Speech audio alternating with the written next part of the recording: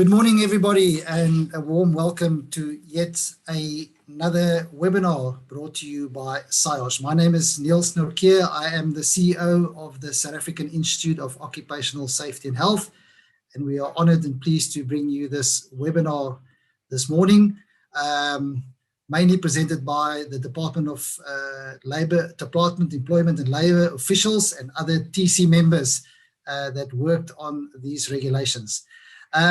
Just as a matter of interest, SIOS is a SAQA recognized professional body, and we have 3 professional designations registered on the NQF, namely technical member, graduate member, and chartered member. Currently, SIOS is the largest health and safety professional body in Africa and one of the largest in the world. And since our inception 10 years ago, we have registered more than 17,000 health and safety professionals.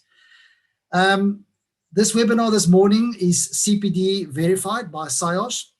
Normally these webinars, short webinars, are 1 CPD point. This morning, please take note, members of SIOS, that the webinar is verified with 2 CPD points. The reason for the extra point is because of the content and also the duration and obviously the importance of this information that you're going to get this morning. SIOS members are reminded that after this webinar, they can go to their profile and claim the 2 CPD points. If you haven't done this yet, or you don't know how to claim your CPD points online, there is a video tutorial on our website to show you. It's quite easy and it's quite simple. Just some housekeeping announcements and rules. Please note that the Q&A section is open. Just a very important notice to our attendees this morning. Please do not use the Q&A other than questions related to this topic this morning, which is the Asbestos Abatement Regulations 2020. They will not be answered if it's not related. Please can I also ask that you do not start posting questions right now. We've got a number of presentations that's going to be done on this topic this morning. Please reserve it towards the end because the Q&A will only be dealt with at the end of the program when it's an open panel discussion. So just hold back a bit on your questions. I'm sure that with the experts that's going to present this morning, you'll get your answer more than likely before you post the questions. So save that Q&A for the important questions that you're going to post towards the end. Thank you. You're welcome to use the chat box to meet and greet and send well wishes or whatever the case may be. But the chat box is not for Q&A. We won't be fielding any questions there. Also, feel free to use the chat box should you have any technical issues, maybe sound or any video problems. And our membership and communications manager, Gareth, in the background will assist you immediately with that. Right, this webinar, very important, this webinar this morning will be recorded. In fact, it's not only being recorded right now, it's also being streamed live on our YouTube channel. We received in excess of 1,300 registrations, and the capacity of this webinar or this platform is 500, and thereafter the members and the attendees can view it live on the YouTube channel. So just to come back to the recording side of it, this webinar will be recorded. It will also be, all the presentations will be made available in the normal way that we do it on our Facebook page as well as our website page. You will see some information appearing in the chat box during the presentations as to when and where it will be available. Right, that's about the background and the welcoming. This morning we've got an exciting webinar, as I indicated to you, on the Asbestos Abatement Regulations 2000. It's going to be a workshop with a number of presenters. If I can maybe ask Gareth if we can just bring up the program for this morning. I'll quickly go through it. You will see that we have the Inspector General, that if she's available at the time to do the opening. We have senior specialists from the Department of Labour, Ms. Bulelwa Huna, that will be presenting and giving a background on the regulations. We have specialists from the Department of Employment and Labour, Elise Lawrence, that's going to actually do the main part of the presentation on the actual regulations.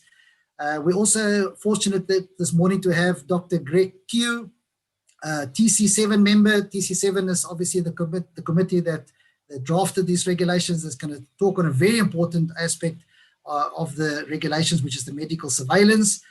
We also have Garth Hunter. Garth Hunter, also a TC7 member, which will be addressing and talking about the inventory for asbestos, as well as the performing risk assessments, which is a fundamental component of these regulations. And then also Rob Randolph, also a TC member, that will be discussing in the last part of these regulations on conducting type 2 and 3 asbestos work safely without health risk. So without any further ado, can I just check if the Inspector General, Aggie Moiloa, has she joined us or not as yet? Otherwise, I'm going to hand over to you straight away to Ms. Bulewa Huna to do the opening as well as the background of the asbestos regulations. Bulewa, if you could share, put your camera on now, please, and do your part of the presentation. And unmute. There we go. Thank you and welcome. Over to you.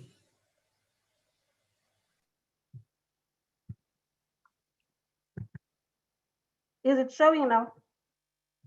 It is, Bulewa. Thank you very much. Okay.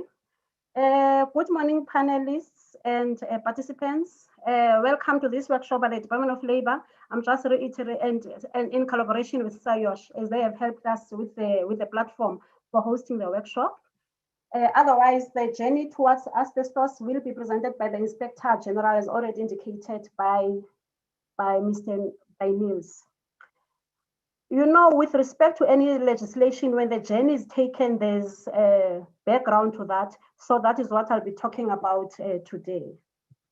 So those are the issues that we're addressing, so to understand how in South Africa we fit in everything that happens across the globe, as we are not an isolated country, we are part of the global community.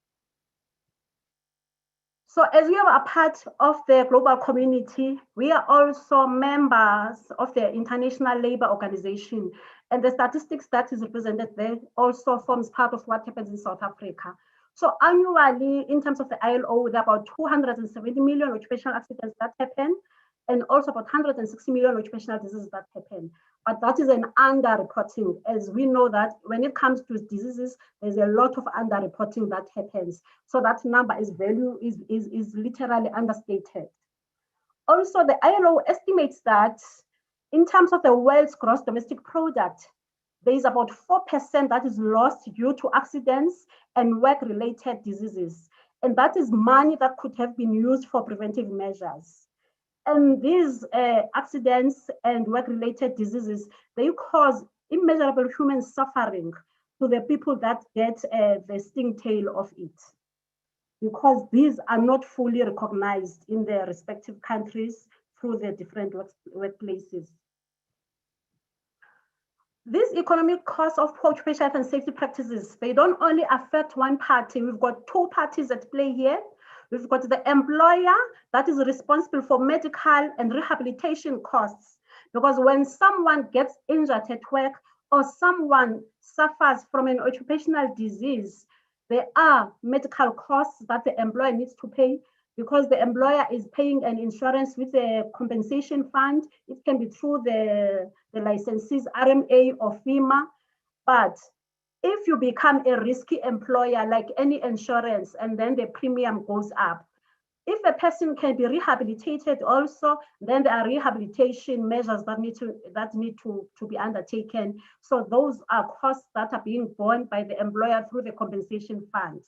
When it comes to the employee, there might be loss of income, because if you are in one of the vulnerable sectors, you get injured or you suffer from an occupational disease, and there is no possibility that you can be rehabilitated, or you are still undergoing rehabilitation, the compensation fund can only pay you for 3 months whilst looking to those issues. Then we've got other issues from the UIF.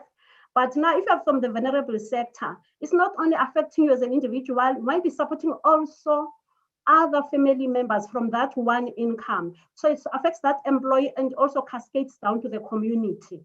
So there are many people that get affected, and this gets cascaded down to the social security system, whereby people end up applying for grants So their role played in workplaces is very critical to make sure that the GDP of the country is not negatively affected.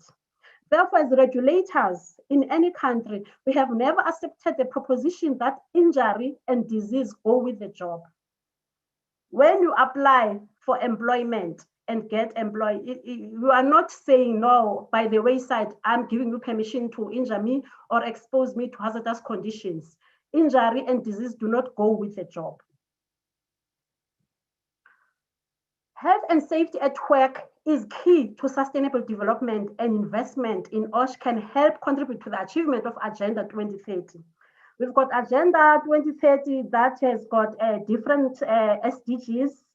And in relation to what we'll be talking about today, we'll be focused linking to these regulations is SDG 3, which talks ensuring healthy lives and promote well-being at all ages. And then SDG 8 talks to promoting inclusive and sustainable economic growth, employment, and decent work for all. So these are also unpacked in our National Development Plan. Each department has to check now which SDG and outcome they are aligned to and report with respect to that. So it's important now that the department has taken this step to make sure that asbestos abatement regulations were developed through TC7, and also with the inputs from our stakeholders, we have this piece of regulation that Elise will be presenting. This is also contributing to the Sustainable Development Goals. So when we look at that green box with the circle, that's the SDG, that's just the summary, focusing on good health and well-being, that you can also check in the NDP in terms of the outcomes, which outcome it is. And then the red one with the circle around it that talks to decent work and economic growth. Because when investors look at any country, they also look at the trend of diseases and accidents and check in terms of this country, if you come and invest now, how do they manage such issues? So occupational health and safety plays a critical role in investments that gets brought to each country. As I already mentioned, we are part of the global community and we have ratified some of the conventions from the ILO. And in terms of the international labor standards, there are 3 core values that are reflected on occupational health and safety. And these core values are expressed in 3 main principles. Firstly, work should take place in a safe and healthy working environment. That is also expressed in Section 8 of the Act, whereby the employer is required to provide, as far as reasonably practicable, environment that is safe and without risk to the health of employees. Also, conditions of work should be consistent with workers' well-being and human dignity. This is also aligned with what the Constitution is considering in terms of our constitutional rights, in terms of dignity. So it's important now also how these are expressed in the workplace. Also, work should offer real possibilities for personal achievement, self-fulfillment, and service to society. We all sell our labor to the employer. At the end of the week or end of the month, you get back what is due to you. We have sold your service, and through what we do in doing shopping and everything, paying school fees and everything, supporting other family members who are not in the nuclear family, you are fulfilling the service to the society. So we are recycling everything. So these 3 main principles are very important in terms of what happens in the workplace as we are supporting what is happening in our country. The World Health Organization, in collaboration with the International Labour Organization and other intergovernmental organizations and civil society, works with countries towards elimination of asbestos-related disease. And South Africa is doing that. As South Africa forms part of this drive, asbestos abatement regulations aims to move away from asbestos in our workplaces and communities and move away from the health risk associated with asbestos exposure. We know from the olden days that there were companies that came from outside South Africa that came and mined asbestos here, and people got sick, and there was pollution in the communities. Those people that are left in those communities are still suffering even today. So the asbestos abatement regulations are promulgated in terms of Section 43 of the Occupational Health and Safety Act number 85 of 1993 as amended. whereby we seek now to ensure that in the workplace, there is abatement of asbestos so that we move forward as the country. So when we look at because the asbestos abatement regulations are promulgated in terms of the OSH Act, now what is the purpose of the Act? It is to provide for the health and safety of persons at work. So this applies also in an environment whereby there is possibility of exposure to asbestos. These people should be protected. It also provides for the health and safety of persons in connection with the use of plant and machinery. So in the work environment, these people need to be protected. Also, it provides for the protection of persons other than persons at work against hazards to health and safety arising out of or in connection with activities of persons at work. Now, if the community now is going to be affected by what is happening with respect to asbestos, be it a removal process or whatever, and then this Act provides for that, because now that particular company that is working towards it should make sure that in terms of the measures that are taking place, the community is not exposed to those hazardous conditions. As we indicated, these regulations were developed by TC7. TC7 was established under the Advisory Council. Hence, the proposal also addresses the establishment of the Advisory Council to address occupational health and safety and to provide for matters connected therewith.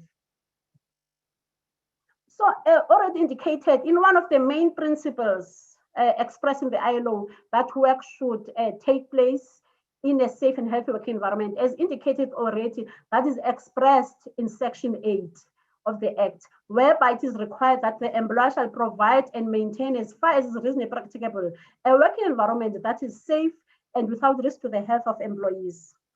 As we know that asbestos fibers cause serious health effects, employers have a responsibility to protect employees against these health hazards. There is a clear duty also on employers on the new regulations to identify asbestos in place and also manage it properly. But Elise is going to unpack everything. Now, the employer cannot be working alone. The employee also has got responsibilities. This principle is also carried out in the asbestos abatement regulations. Because in terms of the Act now, as an employee, you are responsible to take care of your own health and safety and also protect others who may be affected by acts or omissions. Cooperate with the employer to enable him or her to comply with the Act, because the employer can have the best systems in place and make sure that whatever the legislation requires is put in place. If there's no cooperation with the employer from the employee, and then the system is bound to fail. So cooperation is a key requirement, and this is also a prosecutable offense. Also, the employee is required to carry out any lawful order that has been issued by the employer in the interest of health and safety, and obey any instructions and rules that have been issued, because there will be procedures in place on how the work should be carried out safely. Also, the employer is not there 24/7. So the employee has got a duty to report any unsafe situation to the employer or to the health and safety rep and not keep quiet, because how will the employer now be in a better position to fix what has happened? So this principle, as already mentioned, is carried across in the asbestos abatement regulations. So when we look at impact of legislation, it is very important for us as the Department of Employment and Labor that this legislation is developed in a tripartite structure. So any legislation that we present to you is a result of direct collaboration, because we ensure tripartite social dialogue, because this legislation is meant to ensure that there is effective health and safety programs in the workplace, and also it ensures that our inspectors are able to do their work and make sure that they support the programs that are put in place by the employer to provide a safe and healthy working environment. So when we look at that triangle, we can see at the center, it says social dialogue. And you can see we've got government. So with respect to these regulations, the Department of Employment and Labor represented government. We've got organized business, then we've got organized labor.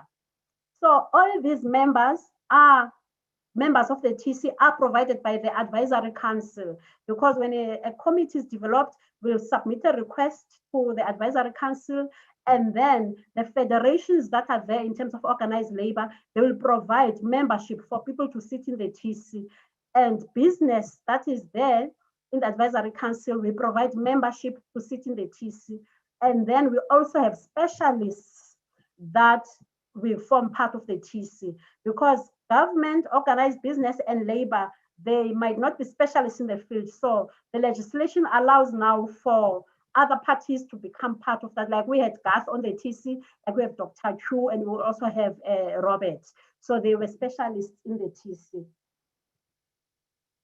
So the predominant factor when developing legislation is collaboration and cooperation, because there's a lot of engagement that happens, because we've got worker representatives, we've come with their own views, and they've got a position that they have taken. We've got the employer on the other side that is also having a position in place.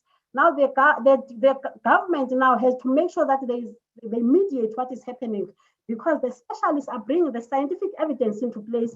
But how do you marry all these that you have legislation at the end? Because all those parties play a key role. So collaboration and cooperation becomes very important, because debates sometimes get heated. So as already indicated, before we get a TC, there should be approval by ACOS. So don't just wake up in the morning and decide that I want to amend this regulation, or I want to develop this regulation.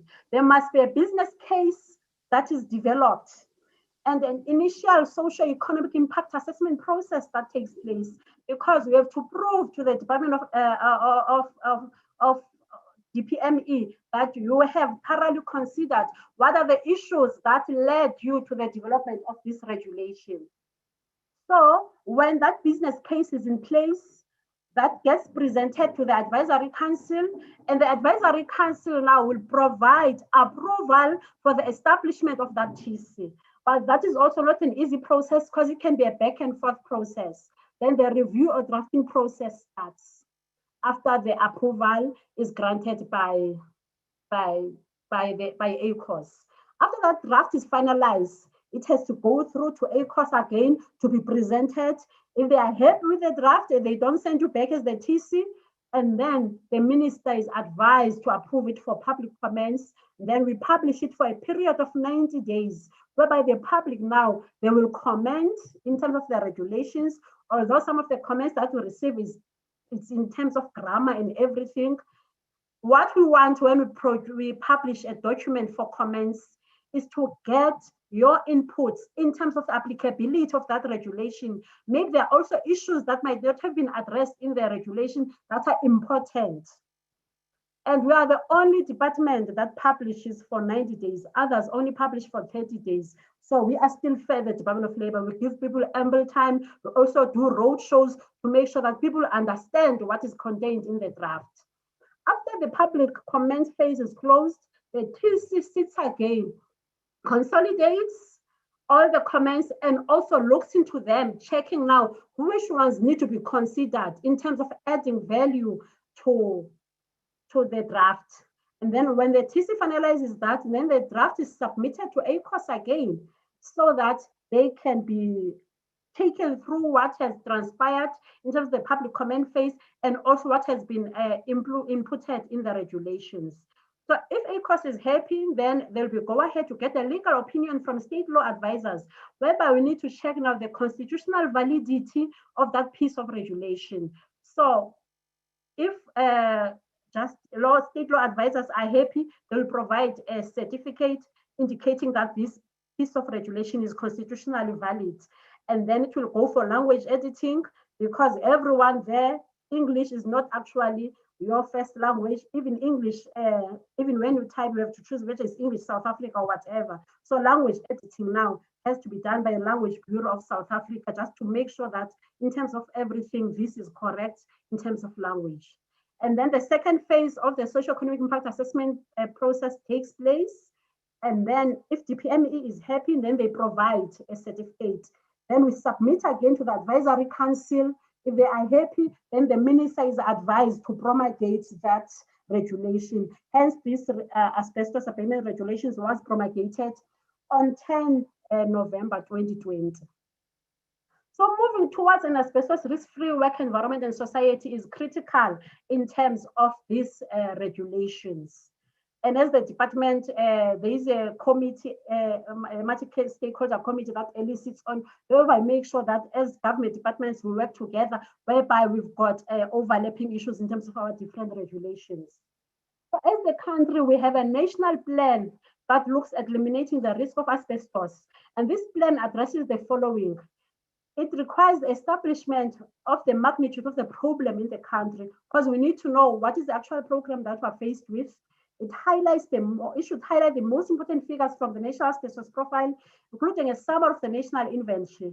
We are looking at past and current now, so that we know where we are standing as the country. There should be a development of an inventory that can be prepared using customs information and domestic data on industrial products. We need to know the number of exposed workers and the levels of exposure. We need to know the high-risk groups. Industries and occupations need to be clearly identified. Also, it estimates the future burden of disease attributable to current and past asbestos exposure to determine potential health impacts other than actual incidence and prevalence of reported asbestos-related diseases. So, there are strategic economic arguments for elimination of asbestos-related diseases. If you look at that iceberg effect, at the top of the water, you can see the sharp piece of ice that is there. That is simulating the direct cost related to the elimination of asbestos-related diseases. So we've got treatment costs and compensation. Because if we've got people that are suffering from asbestos and there's a treatment plan that is in place and they need to compensate it, those are the direct costs. There are costs for demolition of buildings containing asbestos. Those are actual costs that can be calculated. There are costs for ensuring adequate health protection when workers with asbestos already in place. Those are costs that can be calculated. Now, under the water, we've got that big piece of ice. Those are the indirect costs. And that is what actually hits sometimes the country or a company, because there's loss of potential income from asbestos containing tourist facilities. Because even if we can look now, we've been in the lockdown for almost 12 months, and the tourist industry has really suffered. Now looking, if there are tourist facilities now with asbestos containing material, this is another indirect cost that needs to be looked at. And also the creation of houseboats built with asbestos. Also, there are social aspects that need to be included in the program. The issue of social justice and equity aspects should be also tackled, since living with asbestos may put some communities in a position of social disadvantage. We can think of the areas like Northern Cape, whereby asbestos is all over the place. Teachers in schools, children in schools, they're exposed, but they never work with asbestos, but it's just in the environment where they stay. So the social aspects in this program, they become very critical because such communities need to be looked after. The theme for this launch is key in ensuring the right that is entrenched in the Bill of Rights.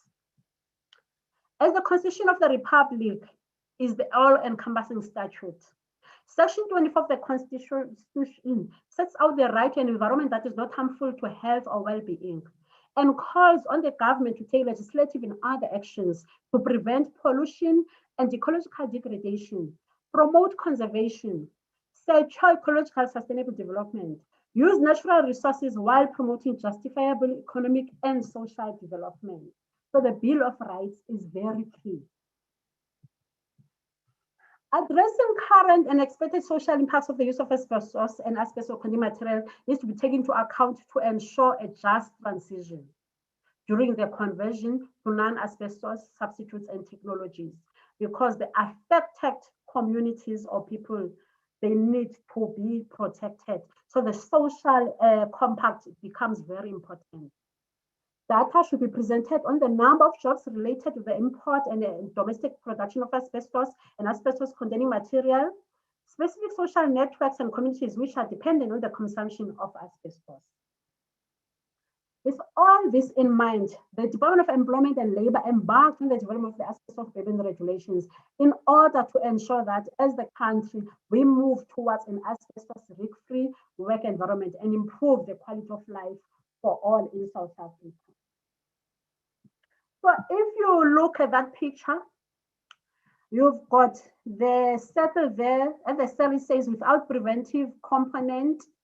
We've got a healthy person that gets employed, and then the person, we can say the person went to work in an environment that has got hazardous conditions. Then the person suffers ill health, and then is seen by the occupational medicine practitioner, and then there's diagnosis that take place. There might be treatment, a treatment plan and rehabilitation plan in place, depends on the condition of the person. But we want to move away from the aspect of not having a preventive component. We need to now to make sure that we have a preventive component, whereby we've got a person that gets employed and this person is healthy, and then there are programs in place to ensure that there is a safe and healthy working environment. There must be monitoring in place. There must be risk assessment, monitoring in place. Control measures are implemented, and regular medicals are conducted just to ensure that people remain healthy, so that if the system fails and the person suffers ill health and gets diagnosed, when we go and look back as the department to investigate, we're able to see what the company was able to put in place, because there's no system that is foolproof.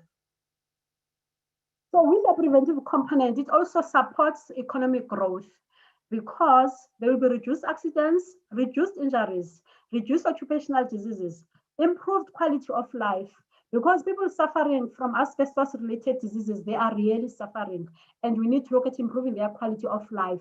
Those that are not yet diagnosed, we need to protect them.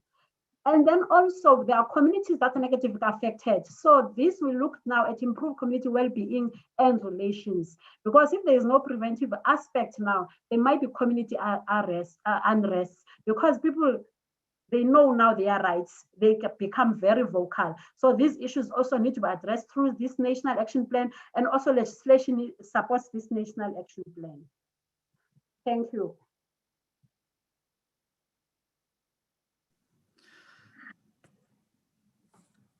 Thank you very much, Bulewa, for that informative and precise overview. I really appreciate that. If I could just ask Gareth to maybe just do the quick screen share there of the program. I did see there's some members that ask, or some attendees to ask to just share the program again. So I also just want to confirm and see if we have the Inspector General available. I saw a screen coming up with her. Is the Inspector General, Aggie Moiloa, available at this stage? Yes, I am. Thank you so much. Thank you, Aggie, and thank you for joining us. I know you had pressing matters and that you were not available right at the beginning and the start of this webinar. Just to let you know, we have started. We have got over 1,300 persons that's registered for this. So it's quite a interesting webinar for most people in regards to the Occupational Health and Safety Act. We are live streaming it on YouTube as well, and we've got a number of people watching there as well. So if I can ask, are you going to share a presentation at all, or are you just going to do a short overview talk? I'm not going to share a presentation. I'm just going to give a talk. Okay, so welcome to this, and thank you for your time to do an overview, a high-level overview on moving towards an asbestos risk-free society. And please, over to you. Thank you very much. Thank you so much, Program Director. It is always an absolute pleasure to be able to join meetings of this nature. And I know that most of the time they attract quite an interest, and it's no wonder that there's so many people that are attending. I had to move out of a ministerial meeting for me to be able to come and just do a greeting and just a brief overview. So thank you as well for allowing yourselves to be flexible. I know that you had already started. So salutations and greetings to everyone, panelists, our special guests, and everyone that is in this workshop. And thank you for joining us again today. It's another momentous occasion that is allowing us to look into asbestos and abatement regulations related issues. The regulations, as you will know, have already been launched at a previous workshop where the Director General gave an address, and I was also part of that meeting. This was on the 10th of November, 2020. Those who have been involved in asbestos for a number of years and know something about it will also know that South Africa has a long and rather tragic history with asbestos. The first death, as some of you might know, was documented in 1960. And in the early 1900s, researchers began to notice a large number of early deaths and lung problems in asbestos mining towns. And the first diagnosis of asbestos was made in the UK in 1924. By the 1930s, the UK regulated ventilation and made asbestosis an excusable work-related disease. The term mesothelioma was first used in medical literature in 1931. And as you can hear, it's a jawbreaker. And its association with asbestos was first noted in the 1940s. Many multinational companies worked in South Africa, contributing to the current plight of asbestos in our country. One of such companies was the Cape PLC, which was founded in the 1890s in Britain as the Cape Asbestos Company, with the objective of mining asbestos in South Africa and importing it into European countries where it could be woven into fire-resistant materials. By the 1913s, it had 4 factories in the London area. Now, KPLC was involved in mining crocidolite, the blue one, and amosite, the brown, both in the Northern Cape and Limpopo until 1979. In addition to mining, mills were established to crush the asbestos rock to expose the fibers, leading to the environmental contamination in many towns in these provinces. The asbestos products were from asbestosis mined in South Africa was manufactured in Italy, in England, and South Africa, and then sold to other countries throughout the globe.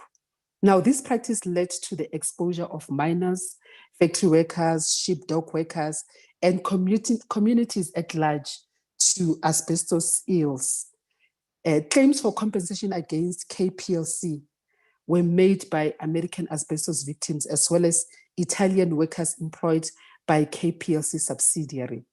In 1999, almost 2,000 claims were proceeded with in England against the KPLC by South African claimants that were exposed to asbestosis in South Africa during mining and other activities. By 2001, we had about 7,500 claims that were registered. There were 75% of the claims were from Limpopo and 25% from the Northern Cape. So these 2 provinces were hard hit at that time. A settlement in 2001 was made. It resulted in a payment of about 21 million pounds into the Hendrik Africa Trust. In March 2003, 3 new settlement arrangements were signed by the new owners and the company then unbundled.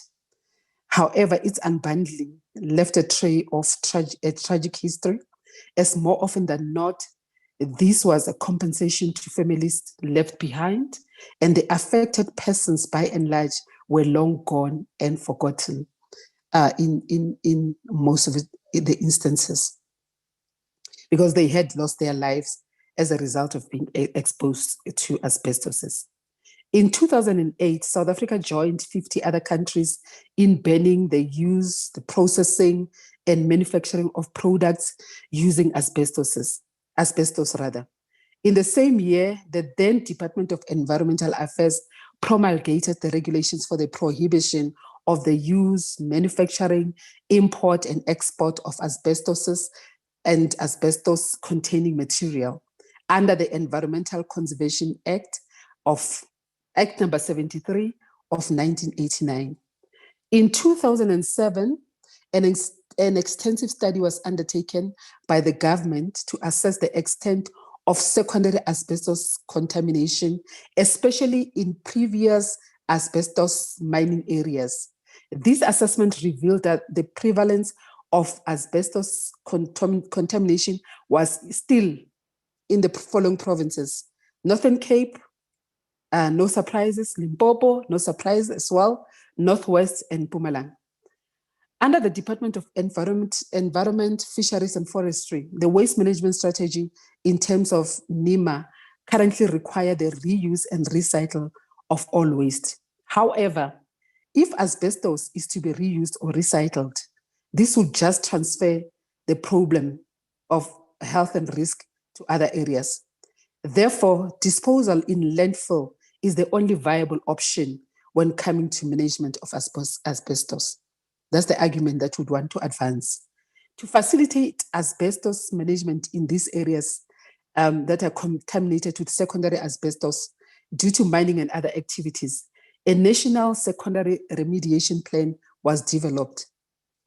This plan was developed in 2009, and it aimed to remediate areas that were identified and to facilitate integration and sustainable management of asbestos in our country. The strategy's objectives were many. I'll just pull at some of the objectives. One of them would be to promote sustainable management of asbestos, to facilitate collaboration among key role players. You know, we are big on partnerships, and there's no way that you're able to address a problem of this magnitude without involving relevant people and relevant stakeholders. To mobilize research continues to play an indispensable role in this regard in order to institute investigations on areas of best practices for sustainable management of asbestos, and so on. The World Health Organization, joined by the ILO, the International Labour Organization, and the United Nations Environment Programme, has called on countries throughout the globe to eliminate asbestos-related diseases. You will know that South Africa is a signatory and an associate of all these, the bodies that I've mentioned. The WHO advises that the best way to eliminate such diseases is to stop using all types of asbestos, as South Africa has now done. Use of asbestos has declined by about 55%.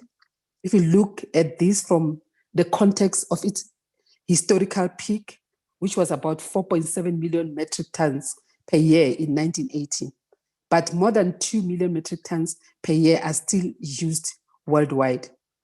However, as with many other countries, South Africa still has asbestos-containing materials in many buildings and naturally occurring asbestos in areas where there were previously mining activities. The ultimate focus, ladies and gentlemen, for the legislator who has already developed appropriate legislation and policy is to manage and control these asbestos sources, ensuring that workers and communities' health in general are not negatively or adversely affected. Thank you so much for listening to me, and I do hope that as you deliberate along, you'll bear some of what I've said in mind. With those words, I just want to say thank you, and over to you.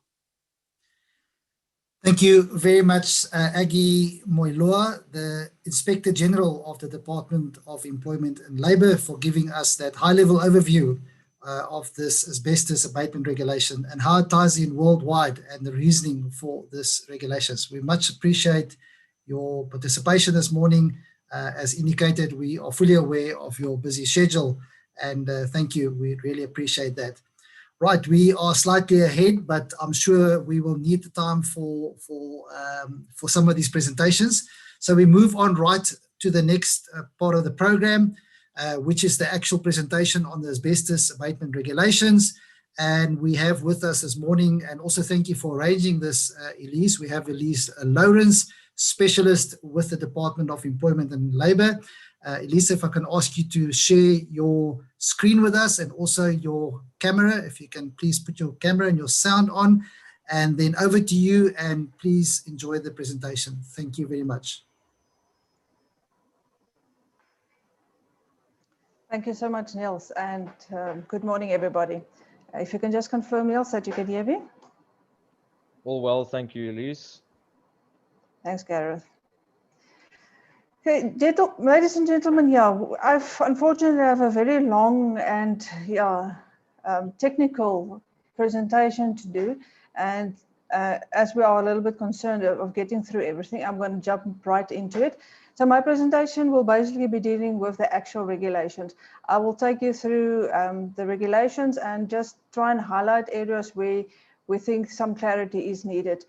Initially, the thought was for us to only highlight and present the areas where changes were made compared to the old regulation, but it seemed that the TC7 actually changed almost everything. So the contents of my presentation is very much the contents of the regulation, which is a nice thing of the regulation that were promulgated. There's actually now a table of contents as well, which makes it very easy to navigate the regulation, since it is a new piece of legislation. So first off, there's also about 28 new definitions in the new asbestos abatement regulation compared to the old 2001 regulation. I'm not going to take you through all of those. That's a presentation in itself, and we really endeavor to make those definitions as clear and self-explanatory as possible. But I would like to stop just on 3 of them. 3 new definitions. The first one being type 1 asbestos work. The other 2 are then type 2 asbestos work and type 3 asbestos work. We've got a presentation later today by Rob Randolph, and he will take you through the importance of how to work with type 2 and type 3 work. And he's going to spend a little bit more time on these definitions. But from my point, I just want to say that each one of these definitions deals with the type of asbestos materials that can be worked on under this type of asbestos work, and also other limitations with regards to type 1 asbestos work. There's a limitation of 10 square meters that can be handled. And it's very important the type of material that is handled and how frequently it can be handled. Only once every 6 months may a person deal with type 1 asbestos work. This is all in an effort to limit the health risk of this asbestos material to as far as is practicable, to at least be, in the case of type 1 work, if all of these requirements are obliged to, then the risk will be negligible to health. If we move outside of these time frames and volumes, then the risk increases, and then we are not comfortable that this can be done safely and still protect people's health.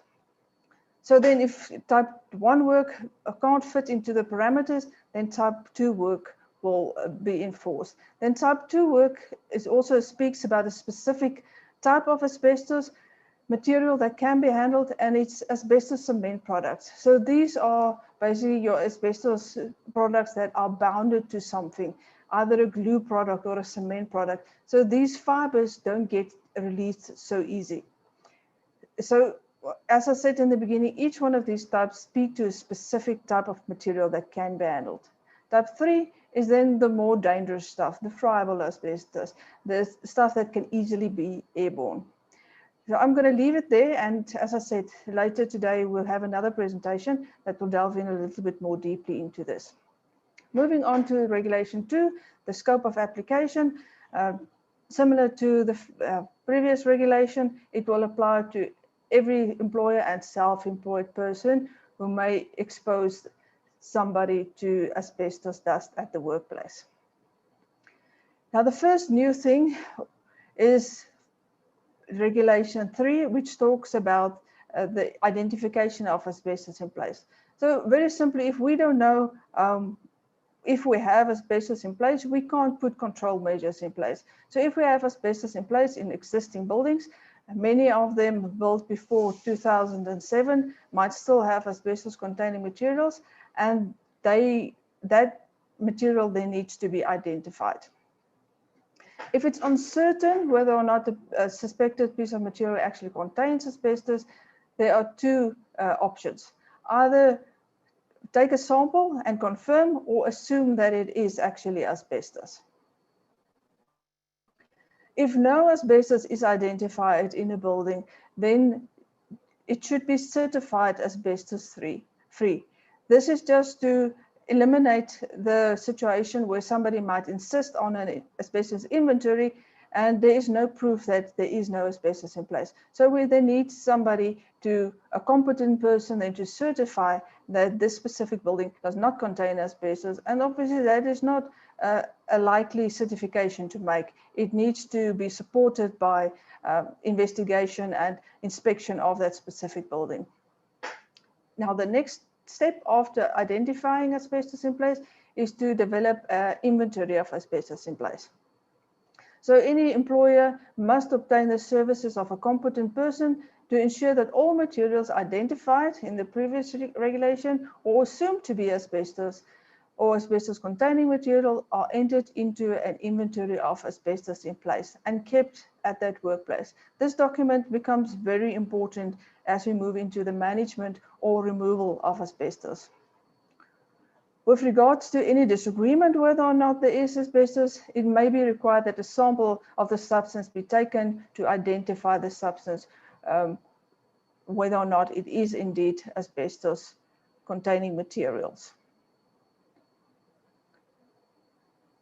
The inventory of asbestos in place must contain at least the following information: the date on which the material was identified, a description of the material. So for instance, is it a windowsill? Is it floor tiles? The location of the material depicted on a floor plan, confirmation, labeling, and this is another regulation that we will get into under Regulation 20, where there are labeling requirements.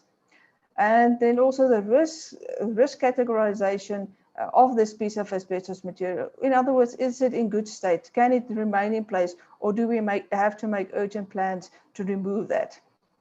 And the description of potential exposure. So we would consider the potential of exposure for asbestos in a ceiling void, where we often have to go work on electrical cables or internet cables, to obviously be prioritized.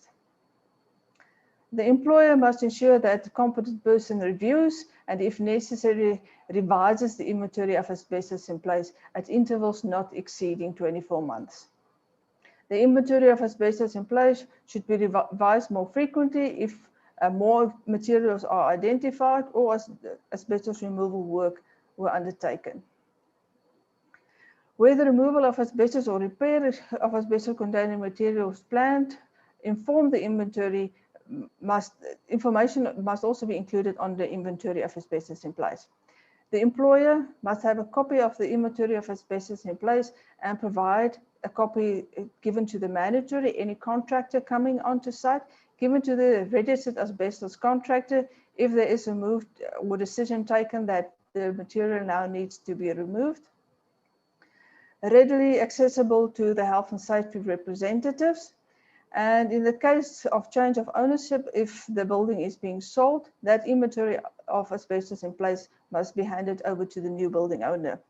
And also given to the approved inspection authority once the commencement of asbestos removal work starts. The mandatory who carries out the removal of asbestos work, so this is the asbestos contractor or repair work, must obtain a copy of the inventory of asbestos in place. This is basically a mechanism to ensure that nobody can turn around and say, he didn't give me the inventory, and the client will then say, no, you didn't ask for the inventory. So both have got that duty to get a copy of the inventory. In the event of work carried out at a place where potential exposure to airborne asbestos can occur, the employer, self-employed person, or asbestos client must ensure that the person authorized to do such work is given a copy of the inventory. All asbestos containing materials listed in the inventory of asbestos in place must be clearly labeled and provided with signage according to Regulation 20. So this is a new requirement in the legislation. So what we would expect is for building owners and employers who rent buildings to make sure that if asbestos in place is identified in their buildings, that they provide signage, a little label, a little sticker on those materials so that everybody can be aware that this actually contains asbestos. Now, before everybody starts being concerned that this is now an unreasonable expectation, it is not unreasonable. So the expectation would be if you've got roof sheets that contains asbestos, then the idea is where you have access points to that roof, where the ladder goes up to the roof, that at those points you will put a sticker indicating that these materials contains asbestos. So the idea is not to have these stickers and these signage painted all over materials, but just discreetly so that the person who might be working in that vicinity, the maintenance guy that might come past there and have to work adjacent to that material, will be aware that it contains asbestos and they can treat it with the needed care as not to expose themselves or break or damage those materials. So it is really not an unreasonable requirement. And also there was a latent implementation period for this requirement of providing labels of 18 months. So that's 18 months since November. So we've probably got another, 14 months left to take care of those labeling requirements. The asbestos risk assessment, we will also have a very comprehensive presentation later today dealing with that. So the risk assessment is carried out by a competent person and immediately, and thereafter at intervals not exceeding 24 months. An employer, before causing an asbestos risk assessment to be made, shall consult with the Health and Safety Committee and indicate what the plan of action would be with regards to the risk assessment. The asbestos risk assessment must, as an outcome, have a categorization. So we basically want to see where are the most important or the most critical pieces of asbestos that needs immediate action. And the categorization will then be determined by the health impacts, the number of persons potentially exposed, the potential damage, the potential of damage or disturbance of the materials. So if the asbestos material is on the outside of a warehouse where forklifts or vehicles often move and there is a risk of them damaging, or there is a history of them damaging those materials, then obviously these would be prioritized and the categorization will indicate that. The risk categorization must be used to determine the need for keeping the asbestos in place, repairing it, or removing the asbestos materials. The asbestos risk assessment for repair work must include the risk of any asbestos exposure relating to each job.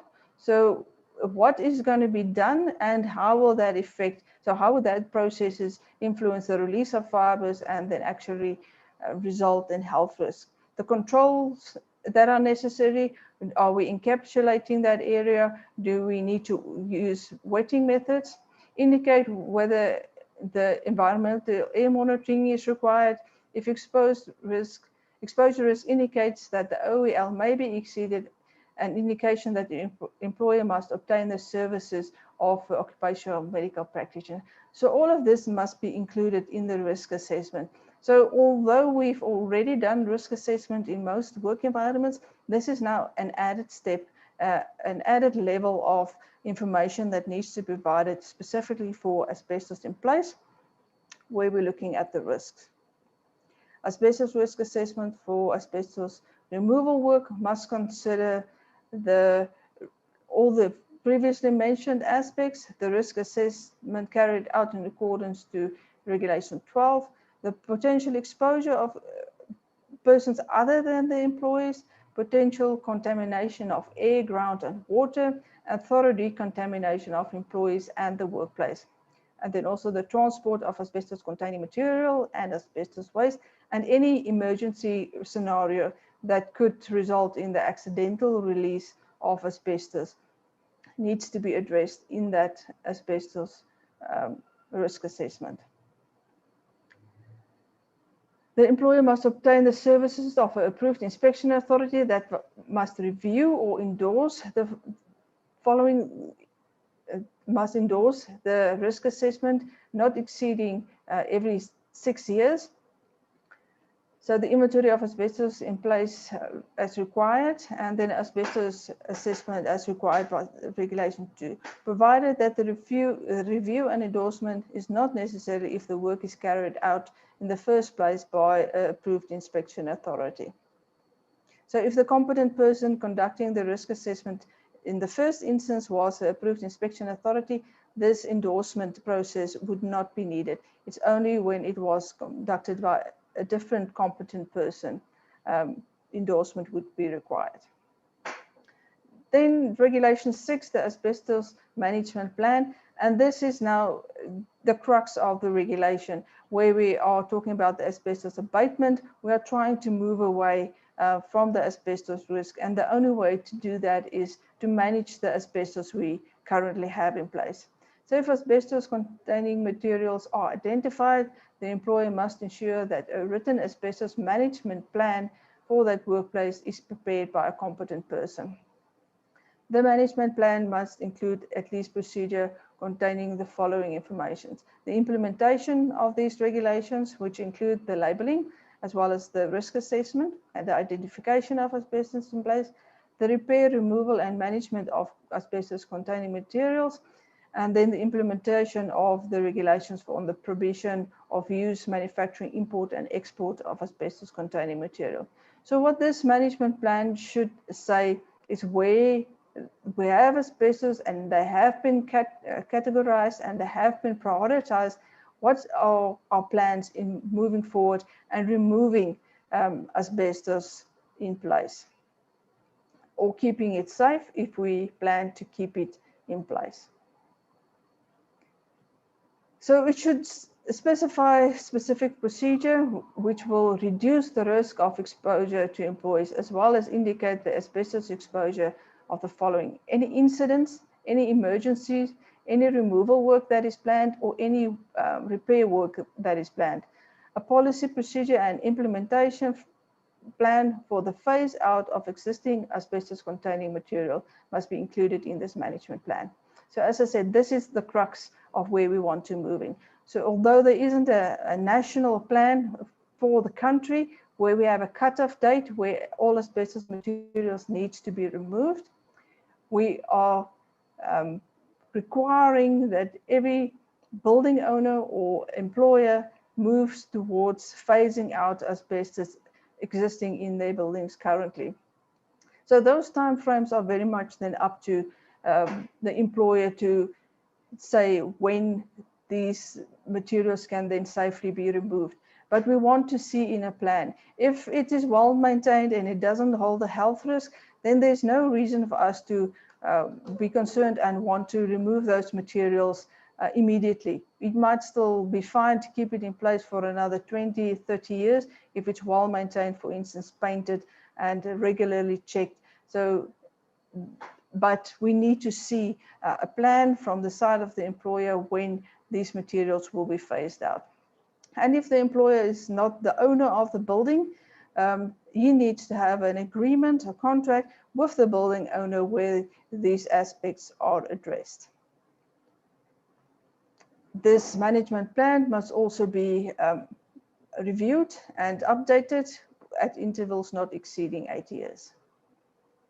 So moving on to information, instruction, and training, you will see from this regulation that we have divided it into different categories of employees, because different categories of employees might be exposed to asbestos. And you will see the categories speak to somebody who might be working in the vicinity, and then somebody who is actually employed, their job is to work with asbestos. So there is a differentiation made between these categories of employees for the level of training and the information that they need to get with regards to asbestos information. An employer must provide a person who may have incidental exposure to asbestos with information, instruction, and training through induction training upon employment, and where the inventory of asbestos is replaced. So these are employees that we do not expect to be working with asbestos. They have no reason to be exposed to any risk from asbestos, but they need to be aware of where the asbestos is, and they need to know how to react should there be any damage to these materials.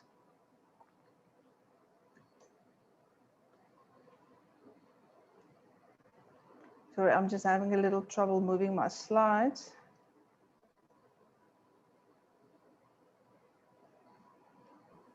Alice, try the arrows on your keyboard if your mouse is not working. They're also not moving, Gareth. If you just click on your Oh, slide. there we go. Thanks. Thank you. Yes, that one worked. Thank you so much. Okay, so then the second category of workers are those workers who are employed to undertake non-asbestos related work. So they will be working in the vicinity of asbestos containing materials, but the expectation is not for them to work with asbestos. But because of the nature of the work and the vicinity of where they are working, they might be exposed to asbestos dust. So they need to be trained on the source of potential exposure, the potential health risk associated with asbestos exposure. They need to know that this is serious stuff. It's not to be taken lightly.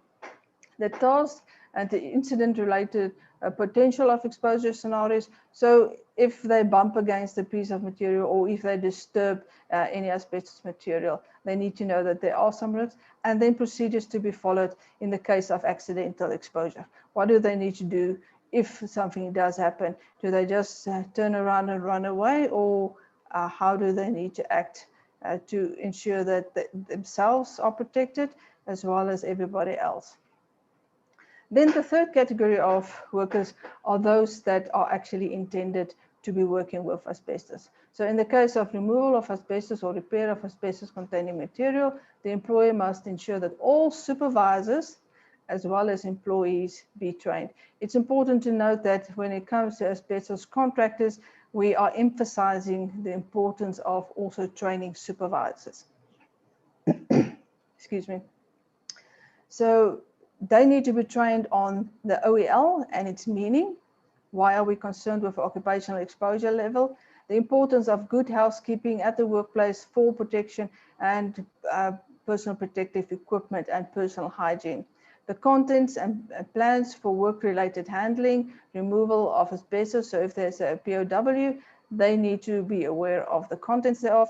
The correct use of control measures to limit the spread of asbestos. So if wetting methods are used, that needs to be included in the training. Control measures to limit the exposure of employees aside the asbestos regulated area.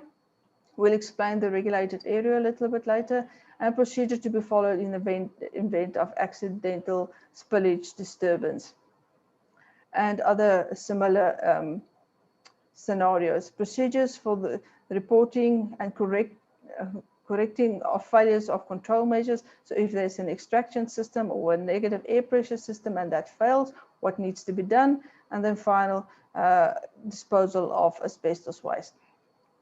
So the training contemplated for the asbestos workers, these employees that are actually supposed to be working with asbestos, should be provided by a person deemed to be competent to provide this training. Now, very shortly, competency depends on education, experience, training, and then the experience with working with asbestos. There is a definition in this regulation, and obviously this experience and training needs to be related to asbestos work. This training for these asbestos workers needs to be of a duration of at least 8 hours, and it must consist of both theoretical and practical experience or training. And as an outcome, a training certificate should be issued to these trained employees. Refresher training. So for the first training, the duration is 8 hours, and then thereafter every year, refresher training of 2 hours must be conducted, and it must include It must be repeated more often if work methods are changing. So if you are moving from doing type 2 asbestos work to doing type 3 asbestos work, then the training needs to be repeated more frequently. And the type of equipment, if the type of equipment are changing, and if it is deemed a requirement by the Health and Safety Committee that the refresher training needs to be repeated. There needs to be up-to-date records kept on who has been trained and when have they been trained. And very important, a new requirement, when an employee leaves the employment of a specific employer or contractor, they must be provided with a copy of their training certificate. The idea behind this is that will make the person more eligible, or make it easier for them to find employment again because they have already been trained. And the next contractor who might be interested in employing them will not have to resend them for training if the training certificate is still valid. So on termination of their employment, they must be provided with a copy of their training certificate. So duties of persons who may be exposed to asbestos, and if you remember from Ms. Huna's presentation earlier this morning, she spent some time on the duties also allocated in the Act for people who might experience risks at work. It is not only for the employer to always make sure that everything is safe. Employees always have a responsibility as well. So employees who may be exposed to asbestos at the workplace must obey any lawful instruction given to them for the sake of health and safety, attend asbestos awareness training. So this is not negotiable. This training must be attended. It is a legal requirement and a legal obligation, and must report any asbestos containing material that has been damaged to the employer or the health and safety representative. So these are the employees like myself who might be working in a building where there is asbestos in place. There's nothing wrong with the asbestos. There's no reason for me to be exposed or to work with the asbestos materials at all. But so these would be my duties because I'm working in a vicinity where asbestos in place might be around. Then we have the next category of employees who might be exposed to non-asbestos related work. So here we are thinking of the plumbers, the electrician, the maintenance guys. They are not expected to be working with asbestos, but they are most likely going to be working in the vicinity or in the area where there is asbestos containing materials.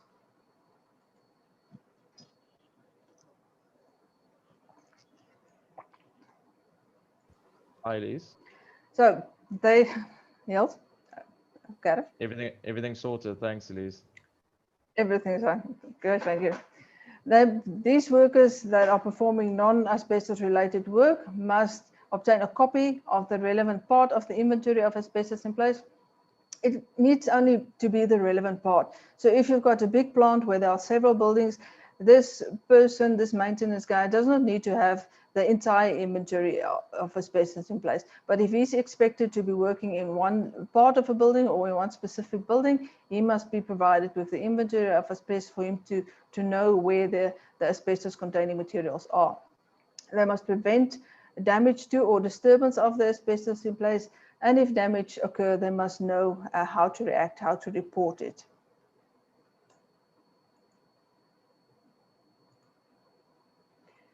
Then the last category is once again people that are actually supposed to be working with asbestos. And here we start off with the person conducting type 1 asbestos work. So if you remember from the definitions, this is the low risk asbestos materials, and the quantities and the time frames of when you can work with these materials are limited and are prescribed. So they must also obtain a copy of the relevant part of the asbestos. Once again, they don't need the entire plant inventory of asbestos in place, only that area where they would be working. And they must demarcate of the area with regards to Regulation 18, which prescribes the regulated asbestos area, and they must use the signage as indicated in the regulation.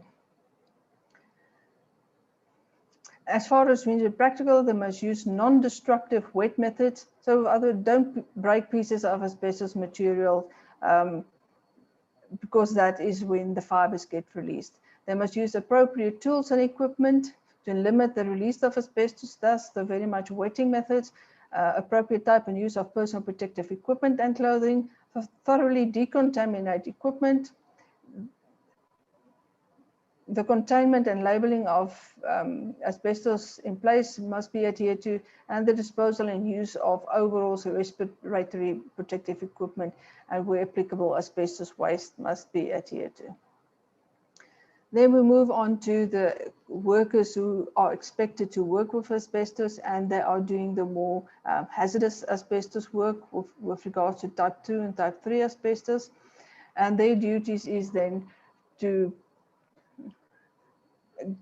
give adherence to the compliance with requirements of asbestos plan of work and what the appropriate site-specific requirements are.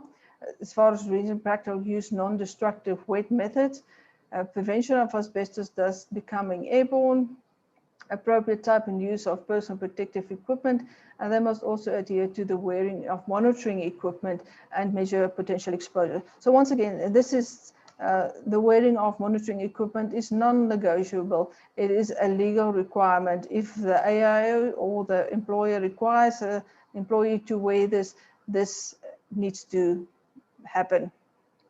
When it comes to medical surveillance, this is also a legal aspect for duties of a person who may be exposed. They must also follow instructions on the cleaning up and disposal of asbestos waste, decontamination of structure of the workplace, building, plant, or any visible dust residue, housekeeping at the workplace, information and training received as contemplated in Regulation 7. This is a duty for an employee, and the correct decontamination procedures that must be followed. The exposure of a person, okay, now we're moving on to the control of asbestos exposure.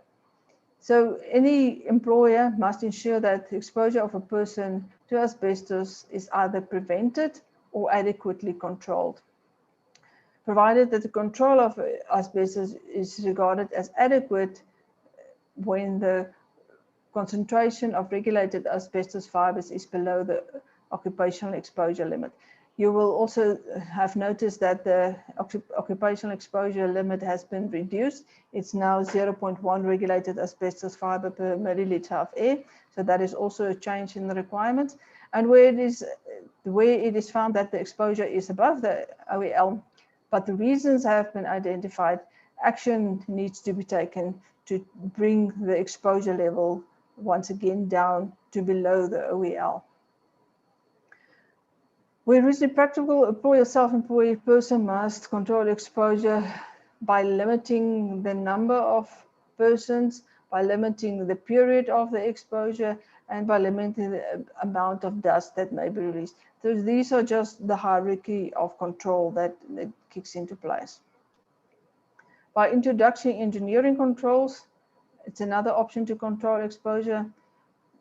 Process separation or enclosure. So often we see that if it is possible, enclosure will be created around an area where asbestos materials are being removed. Bonding of the asbestos fiber with other materials.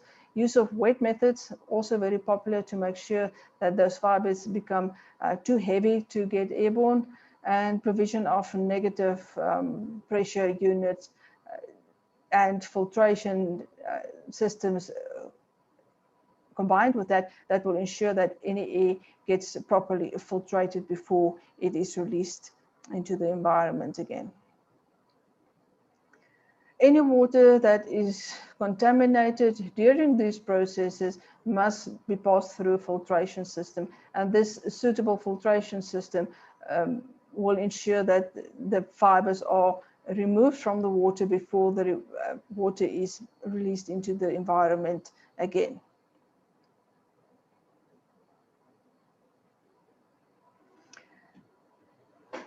Asbestos exposure must be controlled through appropriate written procedures that employee must follow, and employer must ensure that asbestos containing materials are either safely handled and disposed, or safely handled in the appropriate manner, and that installations, equipment, tools, negative pressure units that are used are decontaminated and well maintained.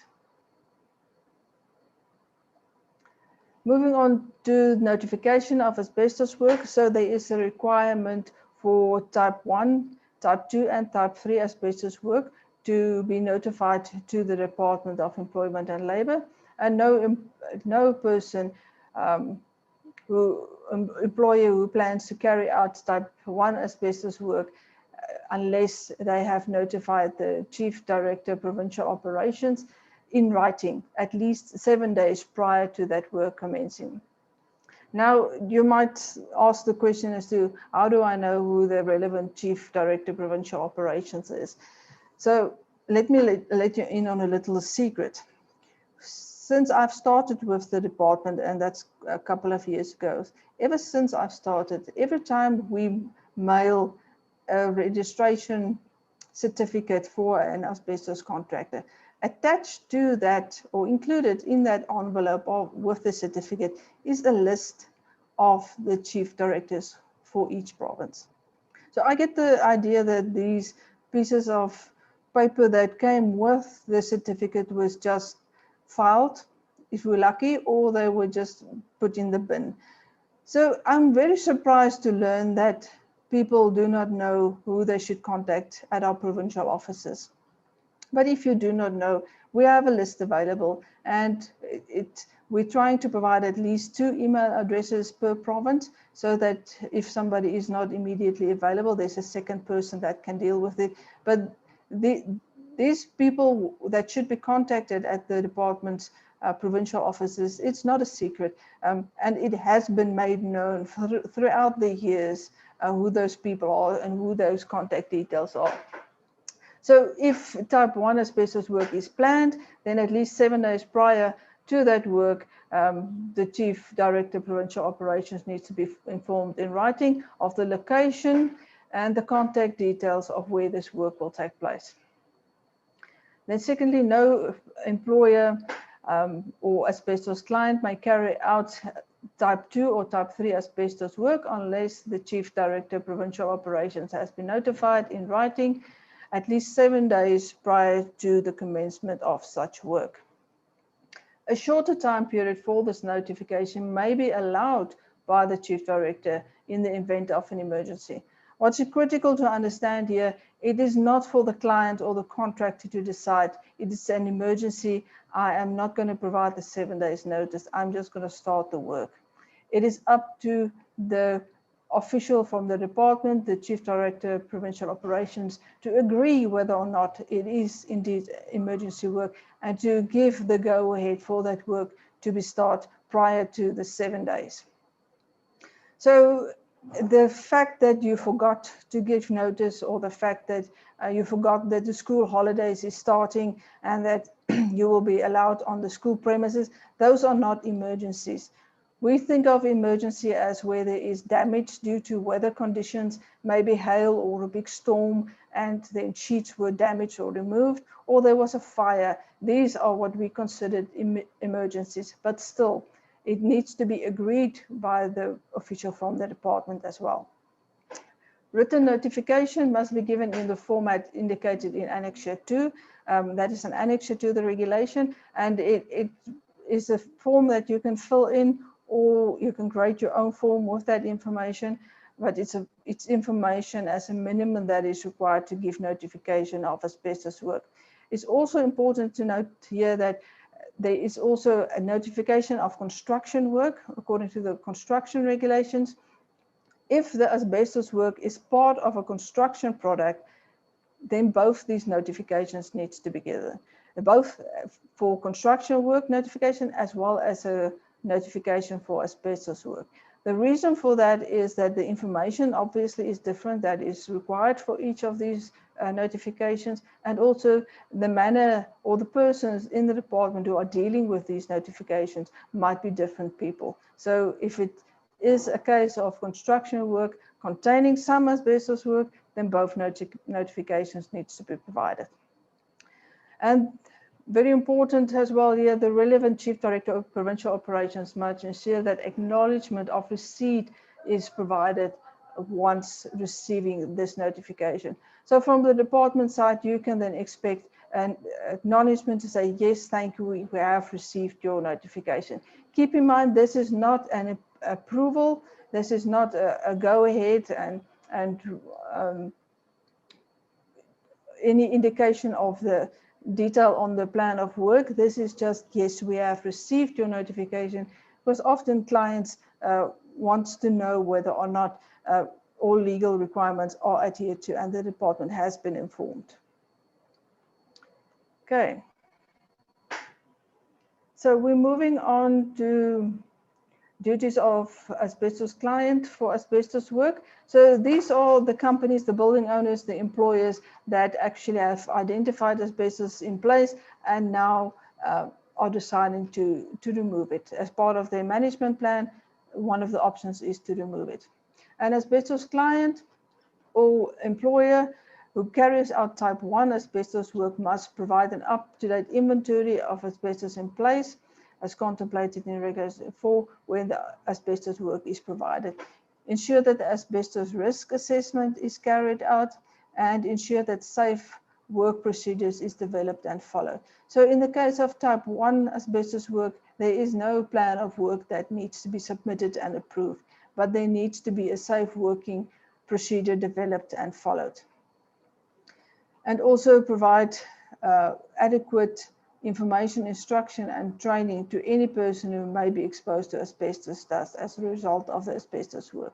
So if that's 10 square meters of asbestos is being removed and it might affect anybody else in the vicinity, they need to be informed of this. Then as the asbestos client or employer planning to do type 2 or type 3 asbestos work must provide an up-to-date asbestos inventory to the asbestos contractor and the approved inspection authority.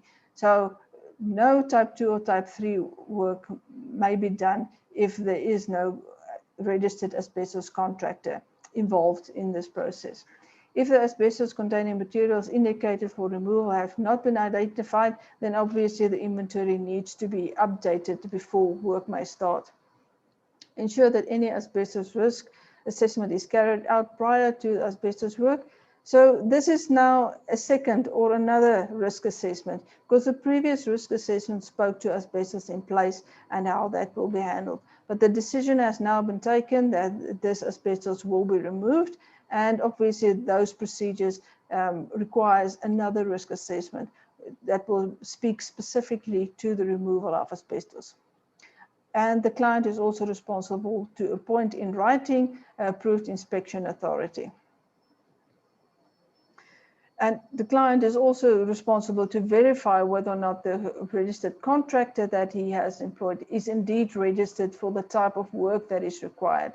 So if it is raw asbestos lagging that needs to be removed, the client must ensure that it is actually a type 3 or a contractor registered to do type 3 asbestos work that is appointed to do that work. And the client also has the responsibility to ensure that notification of asbestos work is given to the department. They also have a responsibility to co-sign the plan of work, because we've found in the past that often where a contractor has been employed to remove asbestos work, the client distanced themselves from any of these activities going on there. And we need the client to be more involved and to take more responsibility, not only for the other employees, but also responsibility for those specific contractors as well. The employer or the client has also got a responsibility to stop the work of a registered contractor if there is an exceedance of the OEL and it poses a risk to the health or safety of people in that vicinity. And then after completion of type 2 or type 3 asbestos work, the asbestos client must obtain a clearance certificate from the approved inspection authority. This is basically to verify and confirm whether or not a building or an area is safe for reoccupation after asbestos work has been conducted.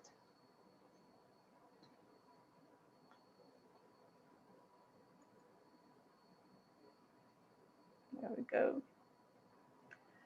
So in the case of type 2 or type 3 asbestos work, the registered asbestos contractor must undertake only the type of asbestos work for which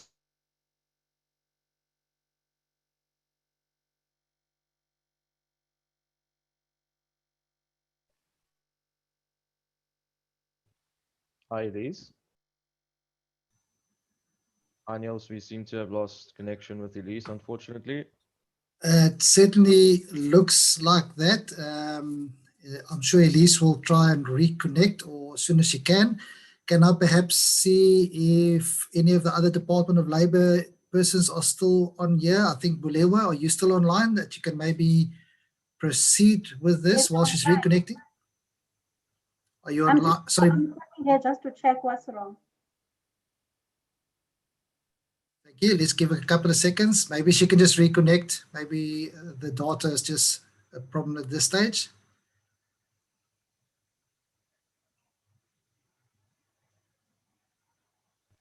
Niels, I think in the meantime, I'll just share the program again. Yeah, just share the program, please, if you don't mind. Thank you.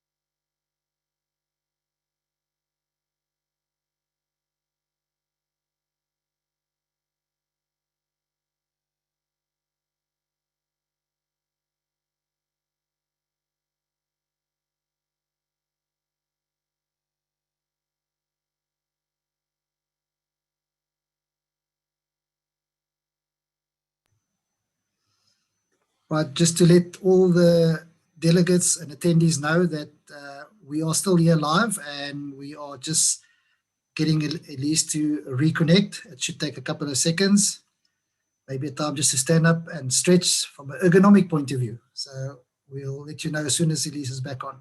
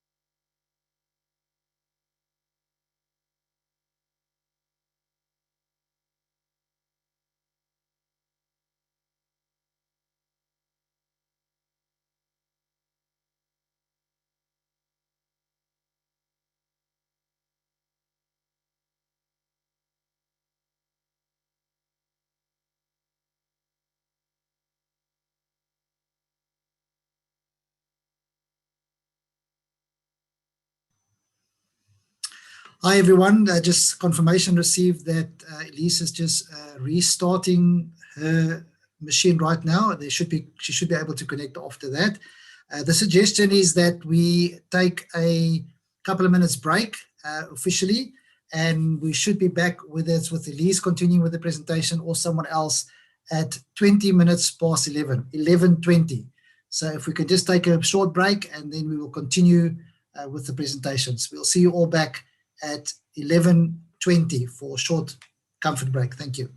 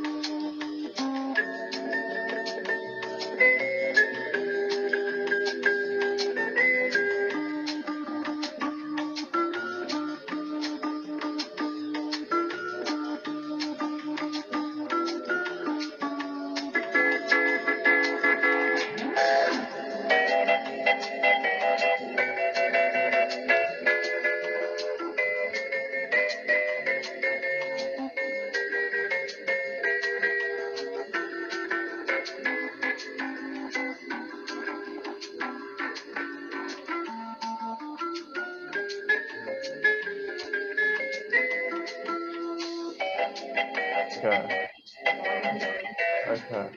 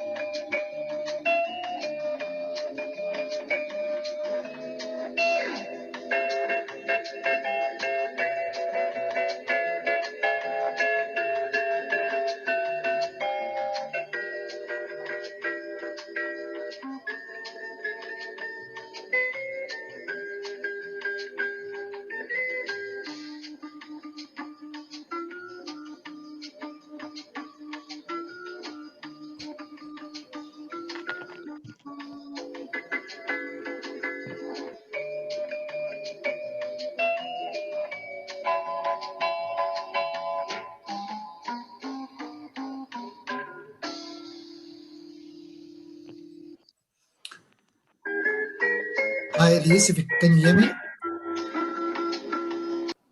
I can hear you.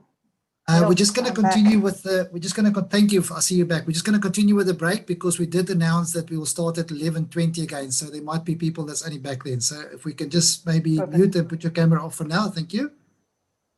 Okay.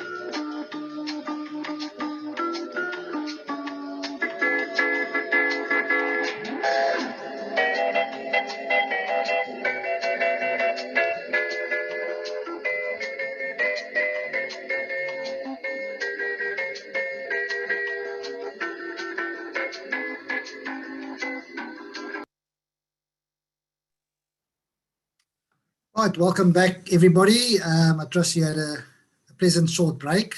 Maybe in somehow or some way, this is technology's way to tell us that we have to have these comfort breaks. We will continue. My suggestion is that we will continue for the 10 odd minutes that we took now into the actual health break that is scheduled on the program, and also shorten that break then with 10 minutes to get everything back on track. Just before I call on Elise to come on again, which is back and connected, just a quick reminder to our members that the recording of this presentation will be made available by tomorrow, as well as the presentations. Just to remind members to place your questions in the Q&A only related to this topic this morning.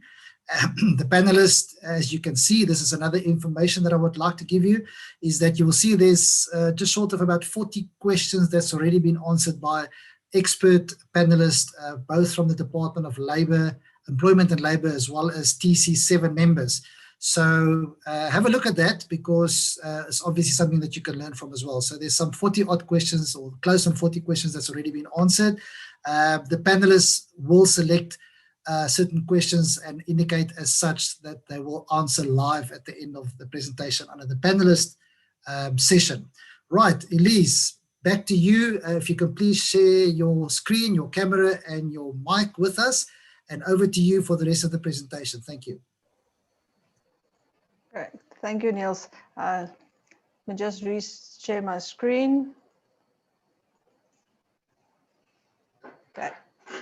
I'm not 100% sure of where you lost me or I lost you. So I'm going to continue with the duties of the asbestos contractor, and specifically starting with the contractor that are involved in type 2 and type 3 asbestos work. So as I was saying, but I might have been saying it only to myself, a contractor registered for type 2 or type 3 asbestos work may only perform the work that they are registered with or registered for. I also would like to mention just here that previous certificates that were issued and are still valid until the expiry date may only be used to perform type 2 asbestos work. I'm going to repeat that. Current certificates issued, or all the certificates issued that are still valid, are only valid for type 2 asbestos work.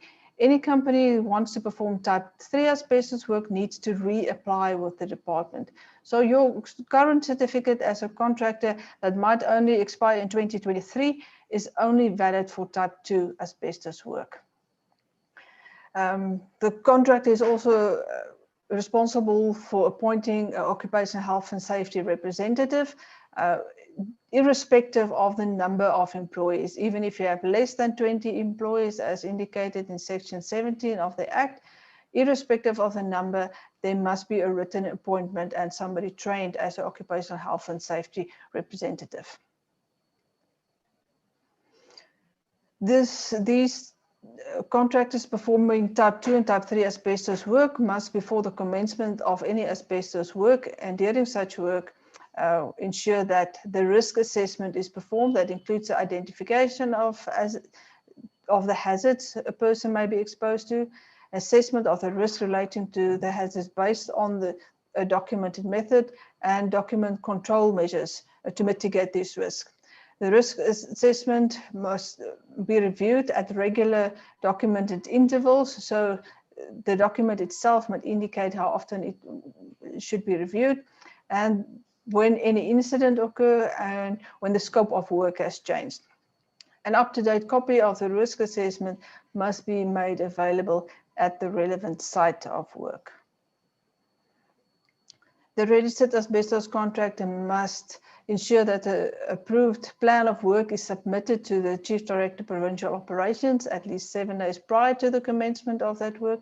Appoint in writing asbestos removal supervisor. We spoke about the supervisor with regards to training as well, and this person must be appointed for site specific, and they must obviously have the required training to be able to supervise the actual workers performing the asbestos removal work.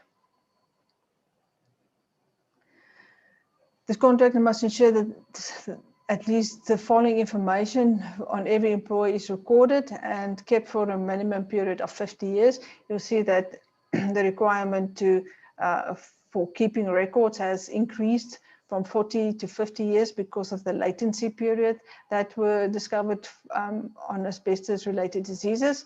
So the physical address of every asbestos project that were undertaken, and the names and identification numbers of employees that could have been potentially exposed during those projects. The contractor is also responsible for where a fatality or permanent disability injury occurred during asbestos work to ensure that that is reported to the Department of Employment and Labour. And the duties for approved inspection authorities, you'll see that the new regulations now assign duties not only to the contractor or the employer, but to the client and the AIA as well.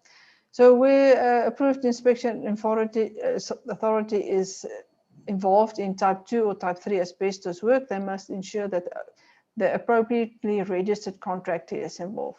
So this is a second layer of just ensuring that if a company is not registered to perform type 3 asbestos work, that they do not get involved in type 3 asbestos work. So moving forward, and we've already issued a few of those, the certificates will indicate what type of asbestos work a contractor may conduct.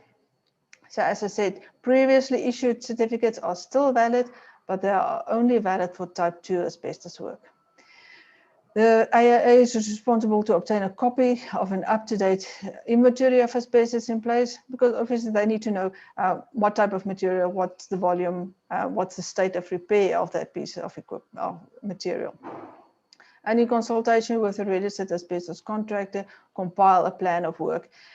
It's important to note here that this needs to happen in consultation between these two parties. We are really tired of the situation where the approved inspection authority draws up the plan of work, and the poor contractor who is supposed to follow that plan of work is not aware of any of the requirements in there. So both of these parties needs to be involved, because one needs to supervise the implementation and the following thereof, and the other one is actually supposed to follow it. So there's no way that only one of those parties can be involved in drawing up or compiling the plan of work. Approve and submit the plan of work at least 7 days prior to commencement to the Chief Director. So the responsibility is still there for the AO to approve the plan of work and receive the acknowledgement from the department, and confirm that employees have got medical fitness certificates or are certified fit, and that they have been trained on the correct level and have got the correct information with regards to asbestos work. And they must also provide specific site-specific instructions or prohibitions that are relating to a specific project. They also have a responsibility to stop any registered asbestos contractor from executing any asbestos work if it poses a health or safety risk to a person. They must perform planned asbestos air monitoring, and they must issue a written report to the contractor, and ensure upon completion of the type 2 or type 3 asbestos work that clearance is performed according to regulation 22. So we'll get into the clearance a little bit later in the presentation. So when it comes to disputes, now disputes specifically deals with where there is a dispute or uncertainty with regards to whether or not a planned removal project actually falls under type 1 or type 2 or type 3 asbestos work. So it very much depends on if there's uncertainty whether on, and you can't confirm through a laboratory test whether or not something is indeed asbestos, or where you are uncertain as to the volume of the materials, which type of work needs to be included here. So these disputes can be deferred to the approved inspection authority, which must make a decision whether or not it is indeed type 2 or type 3 asbestos work, or it can be referred to the Chief Inspector of the Department of Employment and Labour that will make that determination. And then there's a responsibility on whomever this dispute is referred to, the AIA or the Chief Inspector. They must make a determination within 30 days after receiving that dispute. Then a plan of work. This is also something not new, but there's a little bit more guidance stipulated in the current regulation. A written approved plan of work must include at least the following: the name and details and responsibilities of the registered asbestos contractor, the approved inspection authority, the asbestos waste transporter, if that is somebody different from the contractor, the asbestos waste disposal site, and the asbestos client. So we need names and contact details and the responsibilities to be included in the written plan of work. We need the names and contact details of the asbestos removal supervisor. We've already indicated that this person needs to be appointed in writing by the asbestos contractor. So we need his or her contact details. And we also need the details of the asbestos materials to be removed in the plan of work. This will include the type, the location, and the estimated quantity of the materials that are containing the asbestos. Also included in the plan of work is a list of employee names and the ID numbers so that it can be verified whether or not a person was indeed working with asbestos. This becomes very relevant where we are looking at the history of occupational exposure. The plan of work must also include the expected commencement and completion date.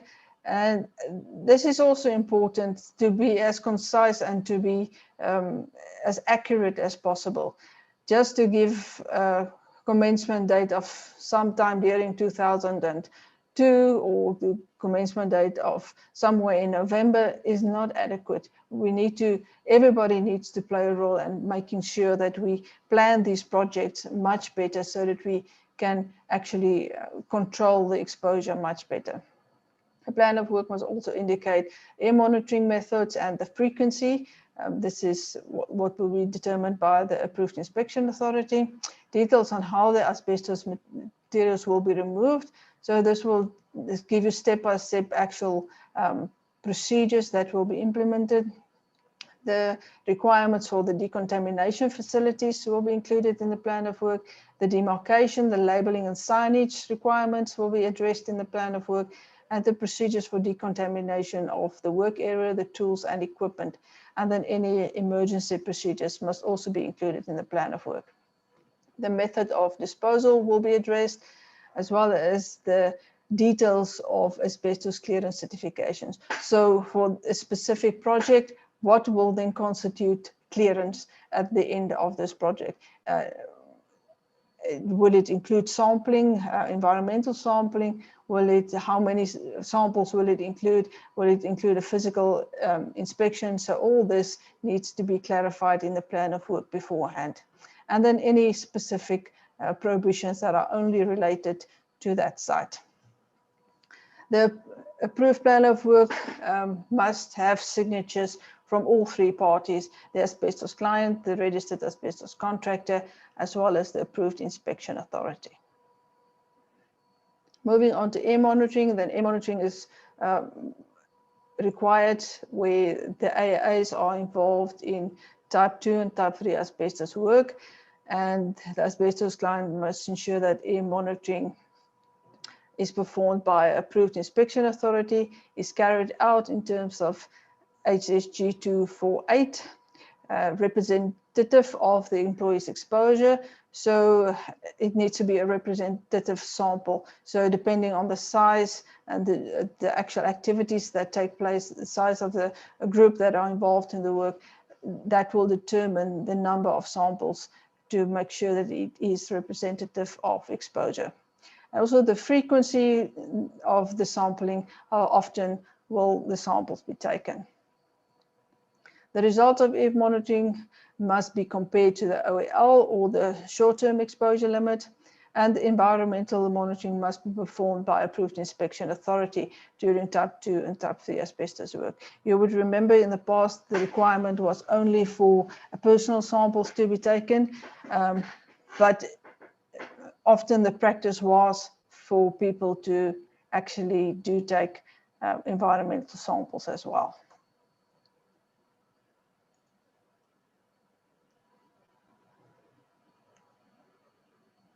Medical surveillance, and we'll have a very comprehensive presentation from Dr. Q just after my presentation.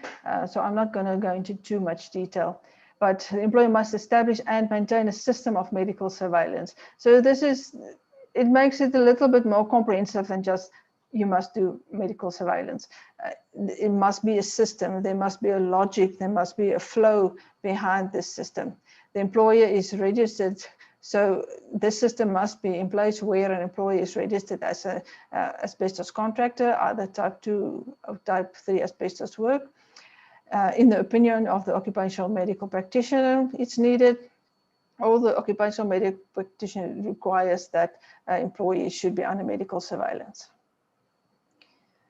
The employer must appoint occupational medical practitioner to document the system of medical surveillance, and must take in consideration the risk of developing an occupational asbestos-related disease, the medical fitness to work requirements, including fitness to wear a respirator, and it must be based on initial health evaluation before commencement of asbestos work, which comprises of employees' medical, occupational, exposure and social history, and appropriate physical examination, chest radiography, and any other medical examinations that is deemed fit by the OMP.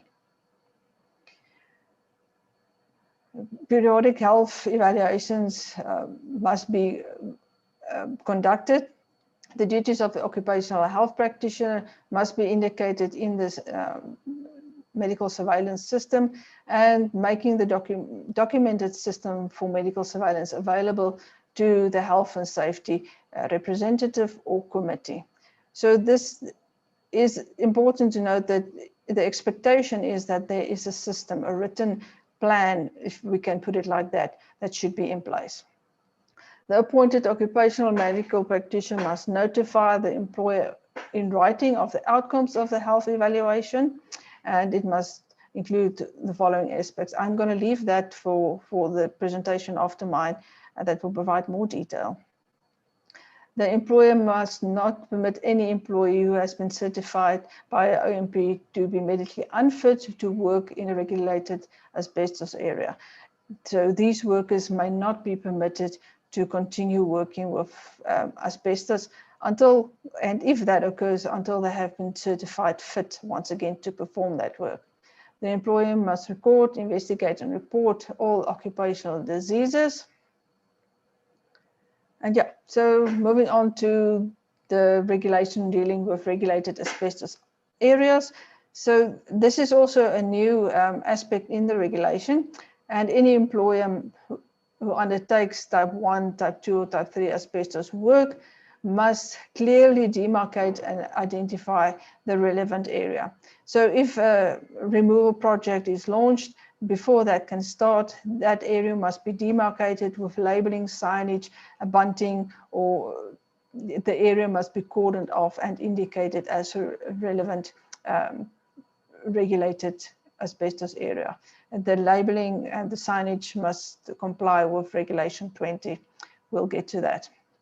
Ensure that no person enters or remain in the regulated asbestos area unless he or she is wearing the appropriate type and correctly fitting respirator protective equipment and protective clothing.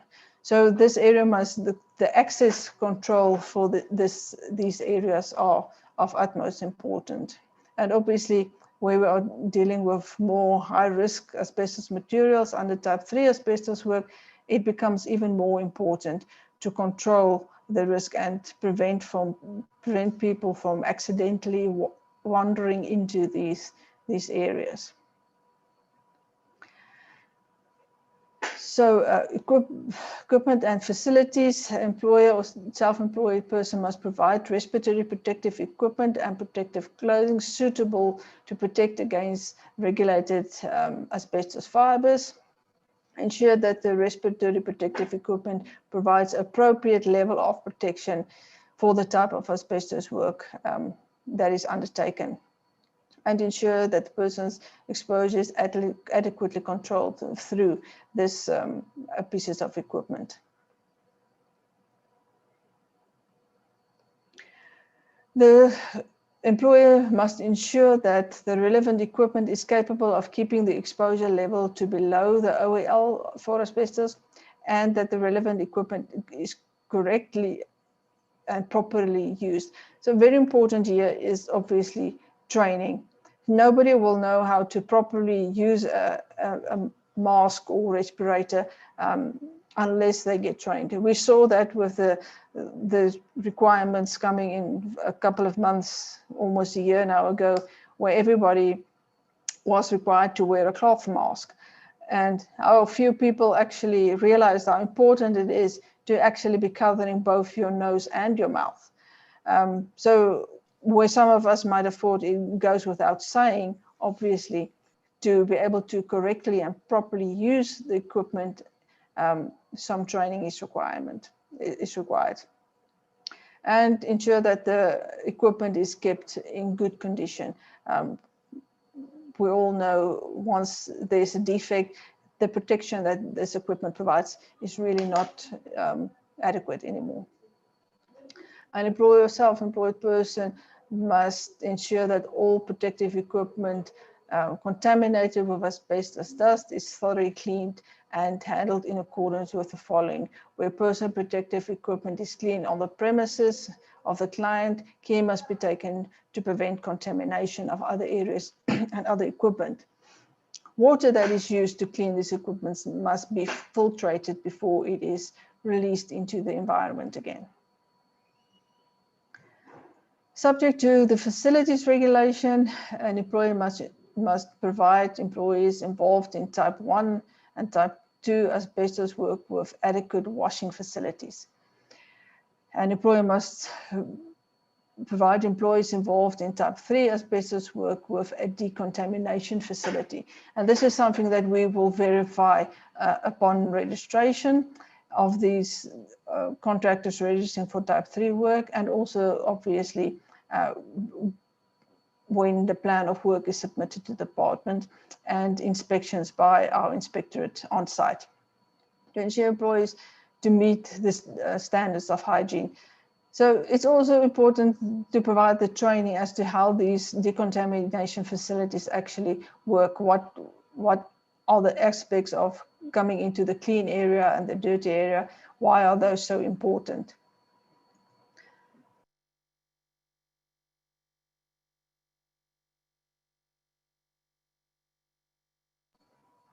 Apologies there, I just needed to quickly cough.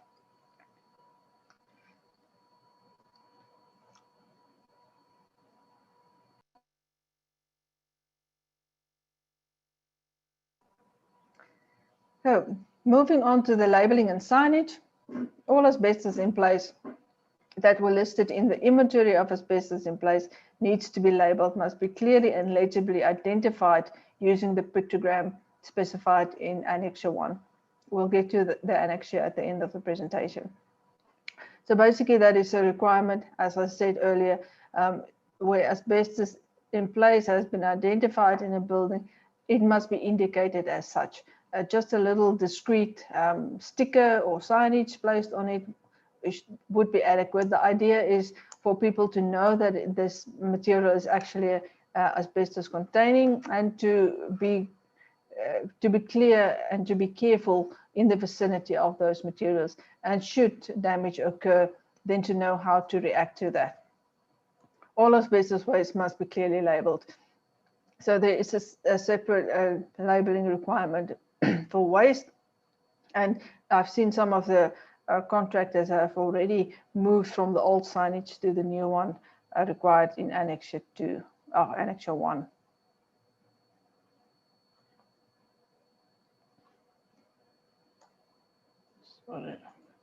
There we go.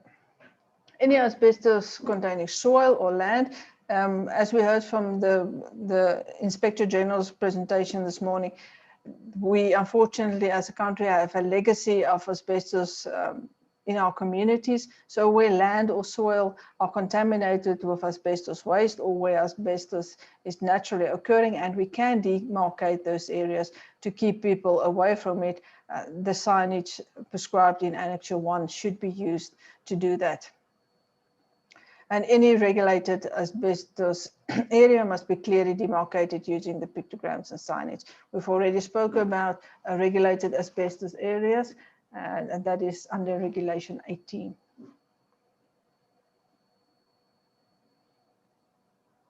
Disposal of asbestos.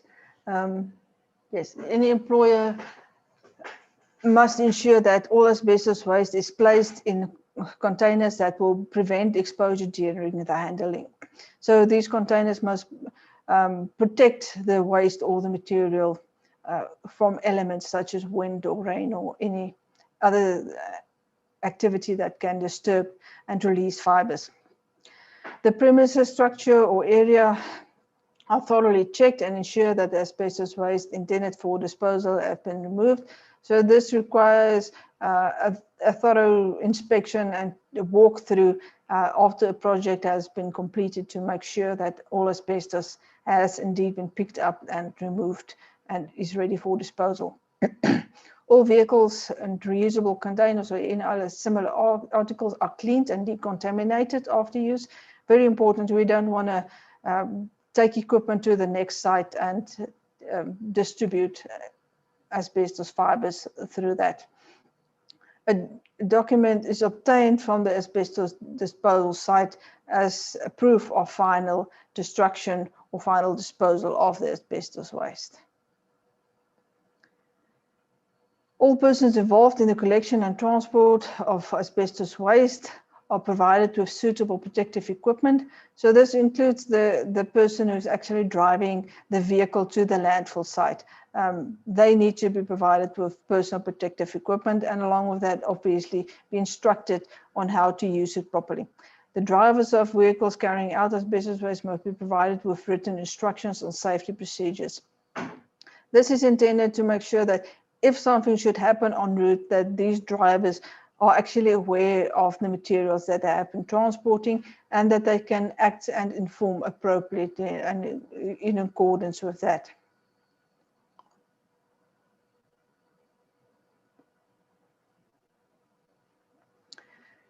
Then also a new requirement, although this have been something that was practiced by AIAs in the past, but it wasn't a legal requirement.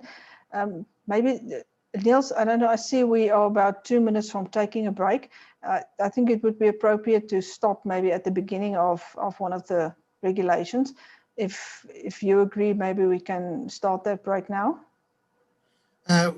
We can, unless I can just ask you, what is your anticipated time still left? Because we just, obviously we had that break now, so maybe it's, depends on how much, what do you think, how long have you got left? I really don't have too much left. Let me see, I'm on regulation 22 and there are 27. So there's another 5, and the last ones, you know, are really quite short. So do you want me to maybe push through and then we take a break after? I suggest that, and then we will take the shortened break before the next presentation. Thanks, Elise. Okay, perfect. Then I'll push on. Okay, so as I've been saying, clearance monitoring has been done by AIAs for a number of years already, but it hasn't been a legal requirement. Now, after the completion of type 2 or type 3 asbestos work, it is required that a clearance certification be performed.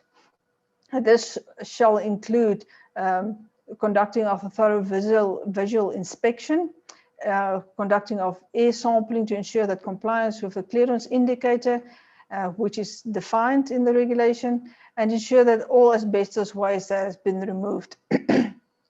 So this is not only clearance sampling, this is actually clearance certification, which includes several steps to actually be confident at the end of it, to actually put in writing, for the AIAs to put it in writing and declare that the this area is now cleared and ready for reoccupation. So it is then a requirement finally for the AIA to put it in writing, either provide a letter or a certificate to the client and the contractor saying that all the requirements for clearance certification has been met, and they now confidently can say that the area is clear and ready for reoccupation. Moving on to records, employer must keep records of all inventories of asbestos in place, asbestos risk assessment, asbestos air monitoring result, medical surveillance report, disposal certificates and clearance certificates must be kept by the employer. Make these records excluding the personal medical records available for inspection to an inspector. Where there is a need for inspector to see the personal medical records, obviously written consent needs to be obtained from that specific employee. Make the records of all assessments, surveillances and air monitoring results and asbestos inventories available for the perusal of the relative health and safety representatives or committees. Keep these records for a minimum period of 50 years. You will see that there is an increase, and it's already stated this came about due to new research that has indicated that the 40-year requirement should actually be extended. People are now only representing with results of occupational exposure after 50 years, and those records then obviously needs to be linked to those exposures. There's also a requirement to keep records of training given to employees, and as long as the employee remains in the employment of that specific company, those records of training needs to be kept. Prohibitions. Those of you who were familiar with the old regulation will realize this. We've expanded quite a lot on prohibitions. There are some very important things, and in my mind, one of the most important, if not the most important one, is the first one. No person may sell, donate, reuse, reinstall, or recycle any asbestos or asbestos containing material. Now, this is in line with the regulations promulgated by the Department of Environment, Fisheries and Forestry in 2008, and this is very much in support of that. So nobody may sell a piece of asbestos containing. You may not remove a roof sheet from your roof and then donate it to your neighbor. You may not remove a roof sheet from one building and then reinstall it or reuse it in another building. So at the end of the day, once asbestos has been removed, asbestos in place has been removed, it may not be sold, donated, reused, reinstalled. It must be disposed of.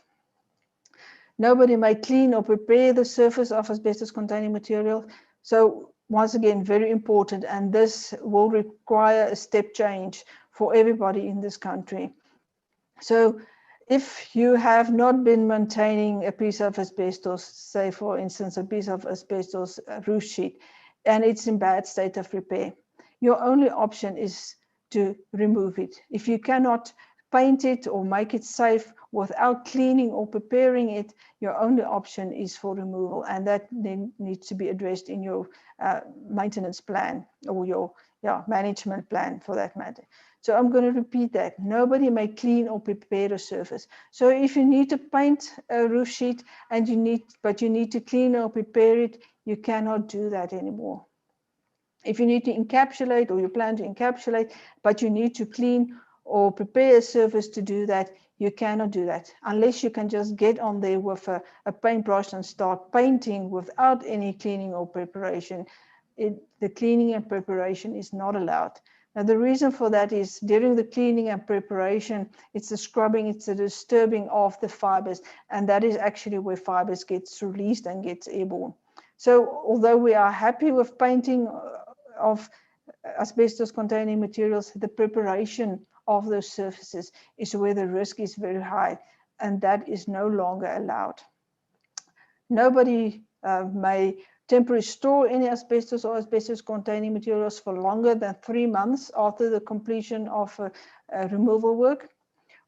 before it is finally disposed of. Now, the reason for this is we are very much aware that the final disposal of asbestos waste, as it is considered hazardous waste, is very expensive. And this then allows for some of this waste then to be accumulated, to be stored for a period not exceeding 3 months, so that a contractor can build up a full load of waste then to be transported to the final site. But this waste may not be stored for longer than 3 months. Also, when it comes to the storage of this waste for the minimum period of 3 months, or the maximum period of 3 months, it must be stored where it is kept safe. It may not be uncovered, it may not be unprotected. So it must be protected from the elements like wind and rain that will result in fibers being released. Nobody may use compressed air or permit the use of compressed air to remove asbestos dust from any surface or person. This is an old regulation, but very important, because as soon as you start using compressed air to blow something off, obviously the fibers gets released and it makes it so much more easier to breathe it in. So rather consider a vacuum system, rather suck the fibers through a filter system where they can be captured if it's difficult areas to clean. Nobody may use electrical power tools such as angle grinds or other fast-moving equipment to cut, grind, or drill into asbestos-containing materials. Nobody may smoke, eat, or drink, or keep food or beverages in a regulated asbestos area or permit anybody from doing that. Nobody may use asbestos dust vacuum cleaner that is not equipped with filtration equipment with efficiency of at least 99% of the particles, or carry out, also another important one, nobody may carry out any demolition work of any asbestos or asbestos containing materials until the materials have been identified and safely removed. So compared to the old regulation now, asbestos demolition is not allowed. I'm repeating it. The demolition of asbestos is not allowed. Asbestos must be safely removed before a building may be demolished. Obviously, the reason for that is once you demolish something, you break it down, you really destruct it, and that will cause the release of fibers. And that is not what we want. So it needs to be safely removed before we can start demolishing. Offences and penalties, yeah, so any person who fails to comply with the provisions shall be liable with a fine or even imprisonment of a period not exceeding 90 days. These regulations, the asbestos abatement regulations, now repeals the old asbestos regulations of 2001. And obviously since 10 November 2020, the asbestos abatement regulations are in force.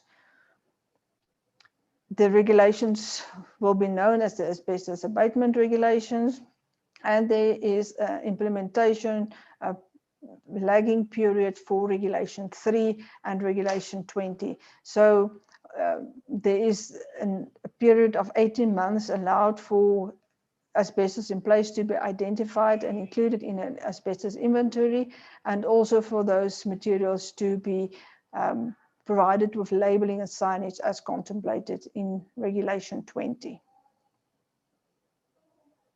Moving on to the annexures. In annexure 1, there are 2 labels or signs with regards to asbestos. So this is the new warning sign that is required for asbestos. You will see it looks similar to the older one, but this is now based on the GHS, the Globally Harmonized System for Classification and Labeling of Chemicals, and we moved in line with that. So it's still the triangle with the yellow background, but now the A has been replaced by what is known as the exploding man. So this is the sign that we would expect in another, 14 months to appear in our buildings to indicate where asbestos is in place. And then warning labels, this is what we would expect where there is a a demarcation of contaminated land or a bigger area, we would expect this signage to be placed on there. Then finally, and unfortunately, this is a little bit small print, but this is the notice of asbestos work that needs to be provided to the Department of Employment and Labour. So this is applicable for all types of asbestos work, type 1, type 2, and type 3 asbestos work, although for type 1 asbestos work, there are some information that is not required, specifically talking about the approved inspection authority and the contractor. That information is not relevant. So yeah, use this document to give notification to the department. This will standardize it across the country. Some of the provinces are very good at accepting these and acknowledging receipt of these. Some others are a little bit slower, but we will all get there and we will all be streamlined. And as I said previously, if the asbestos project is part of a bigger construction project where notification is also required, then there should be 2 pieces of notification going to the department, one for the construction work separately, and then one for the asbestos work, because in the department, we deal with them differently. There at the bottom is a link to the actual regulations. For those of you who haven't received a copy yet, but if you struggle with that, please just drop me an email and we'll send you an attachment with the actual regulations in there. So with that, thank you very much, and back to you, Niels. Thank you very much, Elise, for that comprehensive, detailed presentation. It's a bit of a marathon presentation. We really appreciate that. Just on that note to our members, we have also obviously emailed you the regulations as well. It's available on the SIOS website as well. Right, we're going to now take the rest of that comfort break or health break. Looking at the clock now, I would say we're going to shorten that break and we can return at 12:20. Let's make it 12:20, and then we will continue with the program, which will be the exciting presentation by Dr. Greg Q. So we'll all see you back at 12:20. Thank you.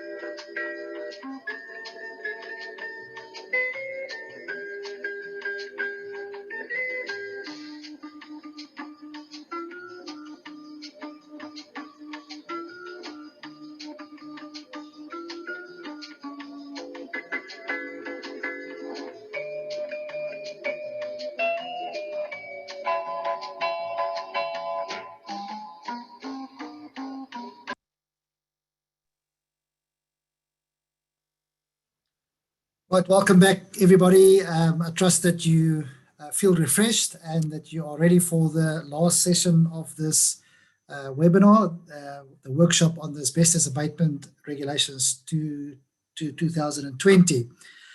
Just a quick reminder that the recording, as well as all the presentations from the presenters, will be made available on the platforms as indicated in the chat box. by tomorrow. And our members, just a reminder that it will actually email to you directly. It will also be sent out as a SIOS newsletter.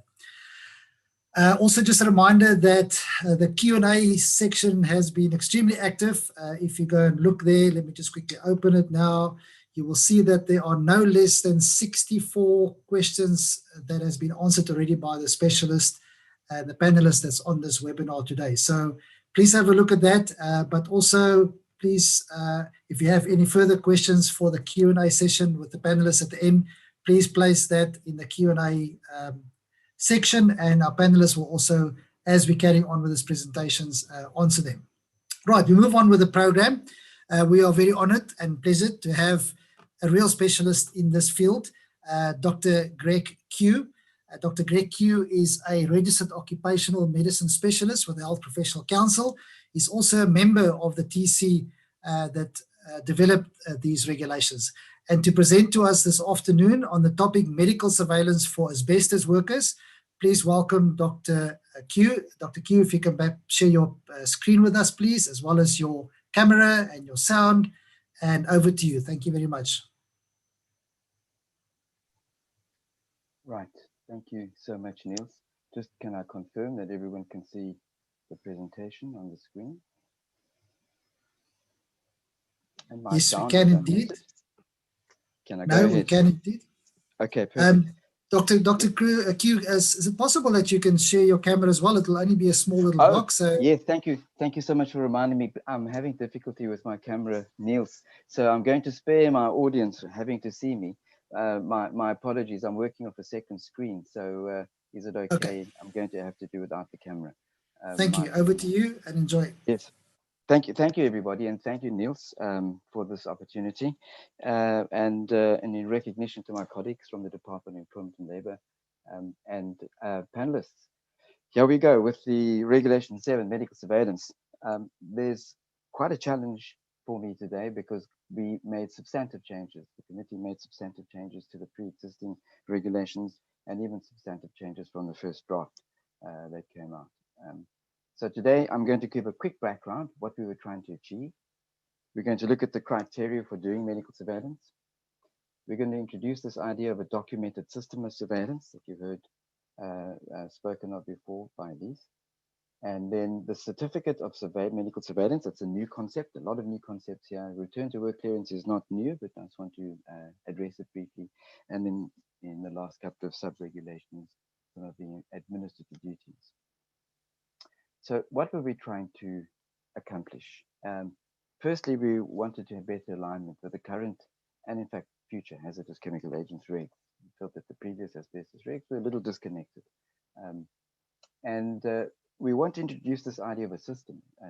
Wasn't first introduced by us. In fact, those of you who are familiar with the Mines Health and Safety Act will be familiar with the introduction of the word system in that legislation. Has been there for a long time, and we like the idea because it better brings the connections between exposures, medicals, management of outcomes, and the entire interconnectedness of that. So we've introduced system. We've also given more attention. Greg, sorry sorry for the interruption. Is it at all possible to move a bit closer to your mic or just speak up a little bit? Is this any better now? Oh, yes, much better. Thank you. I put the mic right here. Super. Thanks so much. So, and we want to give more attention to who must be under surveillance, because that can be a tricky thing in the asbestos environment. We want to place a higher responsibility on a point responsible person. We felt the best person for that would be the occupational medicine practitioner. So place responsibility on the OMP to set out the details of how the system should work. And this person must be appointed to document this process, put out a written procedure or code of practice, if you like. And then there should be recognition that the main purpose of this regulation is surveillance. It's surveillance for early occupational. I'm talking about from a medical surveillance point of view. It's for surveillance for occupational disease, and hence this new term, certificate of surveillance. But we cannot dismiss that there also is a fitness to work component, and we'll talk about that. So let's look at that first sub-regulation 17.1. The employer must establish and maintain a system of medical surveillance. So what was intended here is not just performing medicals, but to have a systematic link between the medicals and the risk, as well as the management of outcomes, the tests to be included, and risk-appropriate test interval. And ideally, in fact, to put this all down in a written document procedure, which we'll address in the next sub-regulation. So the criteria for entry into the surveillance system would be that the employer, and remember, the employer must establish this system. So there's responsibility to the employer. The employer is a registered asbestos contractor, but only those who conduct type 2 and type 3 asbestos work. Type 1, no. The second point is it's reliant on the opinion of the occupational medicine practitioner after consideration of the risks, and it addresses regulation 5.5, sub-regulation 5.5, which talks to the exposure risk and the potential that there may be an OEL exceedance. So that's there. There's a term reasonably likely, and that is intended to make this trigger for surveillance a risk-dependent trigger rather than simply a blanket rule for all employees. The OMP must consider the likelihood of exposure and, where applicable, the measured exposure, the nature of the work, and also how recently the employee started working in asbestos or performing asbestos work. There's typically a latency from the first time you start working with asbestos to the likelihood of onset of an occupation-related asbestos or these asbestos-related disease. 17.1c it really opens the opportunity for where things aren't entirely clear. So, such as an employee who may be engaged for a very brief period. Now you've got someone who's working for this contractor, just started, maybe he's only there for 3 weeks. And so the occupational medicine practitioner has to then look at that in a specific way and say, with this person, even though the duration and intensity is perhaps low, that this merits initiating a system of surveillance anyway. So it gives the opportunity to, where things do not fall strictly under 17.1b, that there's a 17.1c option for the occupational medicine practitioner to invoke professional opinion, so that a person needs to be under surveillance. Another time might be where the person doesn't have to be under surveillance, perhaps, such as an exposure that's a once-off incident. There was a collapse of a ceiling, perhaps, in some old building that was being demolished, and there was asbestos exposure. So that the OMP would then have to decide, does this person have to be under ongoing surveillance after such a single once-off incident? So that's what that 17.1c was invoked for, was for the OMP to apply professional judgment where circumstances are not obviously under 17.1b. Sub-regulation 2 then, which looks at this this documented system of surveillance, and this is a new idea. The first duty of the occupational medicine practitioner is to document the system of surveillance, and we'll look at the subcomponents of that. But the first one, the key one that should be addressed by this document, would include medical testing and looking for the emergence of an early adverse effect of exposure to the asbestos. So that's a primary purpose, and is to consider that in developing this document. The second one is, as I said just now, that there is a fitness to work adjudication component, and that relates to what the inherent requirements of the job include, such as, for example, it may be an inherent requirement of the job to wear a respirator, and there may be a fitness to work requirement, therefore, to wear a respirator. There may be vulnerability issues where we've seen this, of course, in COVID, where there may be vulnerability issues that might preclude or might require specific restrictions for a given employee to work in an environment where there is potential exposure to asbestos. So there may be pre-existing lung disease that might warrant these sorts of restrictions. So those are the two primary issues that need to be looked at by this documented system. So the next thing is pretty much bread and butter stuff in terms of occupational health.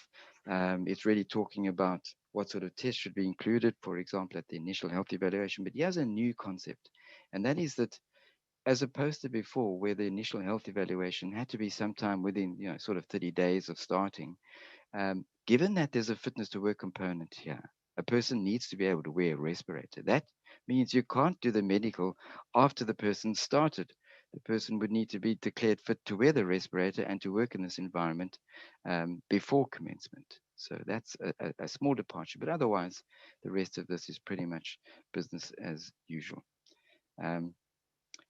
Next subdirection talks about the periodic surveillance, which is also pretty much business as usual. The OMP must document the tests that need to be included, and then this idea of intervals. Now, this is where things require professional judgment by the OMP. A suitable interval between one medical and another relates. Sorry, Greg. Depends. Greg, Yes, sorry for the interruption. There no seems to problem. be a little bit of a loss in the sound. I'm not sure if you can be a bit closer to the mic, or alternatively maybe set up the volume a little bit. See there, yeah. I'm trying to do just that. Let's see if that does the trick. Any go? Any better? It's just a bit of what do you Echo. call that? Helicopter. Oh, breathing. Breathing on the mic itself, yeah. My apologies. And is this any better? Any better? From this side, it sounds better. Thanks. Cool. I'll hold it. Yeah, I'm trying to keep it away from my breathing. Okay, I'm going to carry on. Shout, Niels, if it's still not right. I'll happily try something. So these factors will be important to establish how frequently these medicals should happen. And factors such as what is the exposure risk? And that would include things like what the levels of exposure are, as well as the years of exposure would influence those intervals. It's not uncommon for these intervals to be much wider during the first years of exposure, and then become tighter in later years of exposure, because the likelihood of an asbestos-related disease emerging is increased with the passage of time. The other factor that might impact the interval is medical fitness. In other words, if there's an imperative to have an eye on this person's fitness to wear a respirator on a more frequent basis, such as, for example, a pre-existing condition, well, then that might impact the interval too. So again, it places a burden, an important burden on the OMP. These are factors that we can't prescribe in regulation. They are factors that would have to be applied by the OMP. Try the click again. There we go. So D, subregulation D, really here highlights the important working relationship that has always existed between occupational health practitioners and nurse practitioners and the occupational medicine practitioners. So this is also a new idea to include it in the regulation. It's essentially what we do, but we wanted to make it clear that even though much of the instruction here is directed at the medical occupational medicine practitioner, there's a critical role for the occupational health nurse practitioner. So in this setting, this is the asbestos regulations. The OMP is responsible for designing the system. And Hi, Dr. Q. Sorry to interrupt again. Yeah. It seems to still be a bit soft. I think it's just a matter of finding a happy medium between too close and too far to the mic, if you don't mind. Okay, let's keep that. Try this again. Yes, that sounds good. That's a good spot. Yeah, if you can just try and keep it there, I'd really appreciate it. No problems. Thank you for letting me know. I'm just keeping it out of the breathing zone. So thank you. Keep letting me. I'm so sorry. I didn't. One doesn't realize that it's soft. The way it is now is 100%. Oh, good. Oh, good. Thank you. So we're talking about this important relationship, and that the OMP might be the overall responsible person in terms of designing and executing these medicals, but in the course of writing up this document, the OMP must also prescribe or outline the key role of the occupational health nurse practitioner. For example, performing certain clinical screening tests prior to the OMP's systematic clinical examination. And it's probably most common that the the occupational health nurse, actually does the spirometry. So that would be something to include. And then typically administrative duties, not always, but typically, such as arranging radiographs, coordinating referrals, scheduling follow-ups, and so on. So there's some administrative components, but an important working relationship between the OMP and the OH nurse practitioner. Subregulation E is about making this document available to the Health and Safety Committee, and the TC7 felt that this is an important addition. In fact, it was prompted by similar wording in the hazardous biological agents regulations, and it gives recognition to the important role of the Health and Safety Committee in understanding and supporting the medical surveillance program. It's good practice as it introduces transparency to the process. Also, given that occupational diseases that may be identified during the medicals will need to be reported to the Health and Safety Committee anyway. It's a good idea for the committee to be appraised of how the system works in advance. So to 3, this is now this new term of certificate of medical surveillance, which merits some comment. So the concept of a certificate of surveillance as opposed to a certificate of fitness is introduced to reinforce the concept that the main purpose of these medicals are to screen for an occupational disease as opposed to fitness to work. So the term is new, but in fact the concept is not. It's essentially what we do under the hazardous chemical substances and the future hazardous biological agents regs anyway. But it sort of, it really reinforces the concept. So under 3A, it refers to the 2 main outcomes of the medical.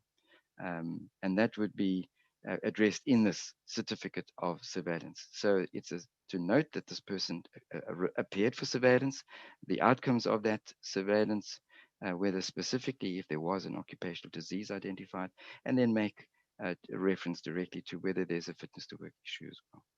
So 3B is just the right thing to do. In fact, it's aligned with the hazardous chemical substance regs. It's just good ethical practice to inform the employee of the outcome of the medical, the health evaluation. And then 3C was introduced through a contribution from several medical occupational medicine colleagues who want to make sure that we say something that aims to prevent hasty termination of services on the grounds of a certificate of unfitness. This idea of a certificate of unfitness we don't want it to misrepresent that immediately implies unfit to work, and therefore, the person should be terminated on the grounds of that. If such employee is likely to be able to return to work, then provision should be made for that. All right, so there's the certificate of medical surveillance.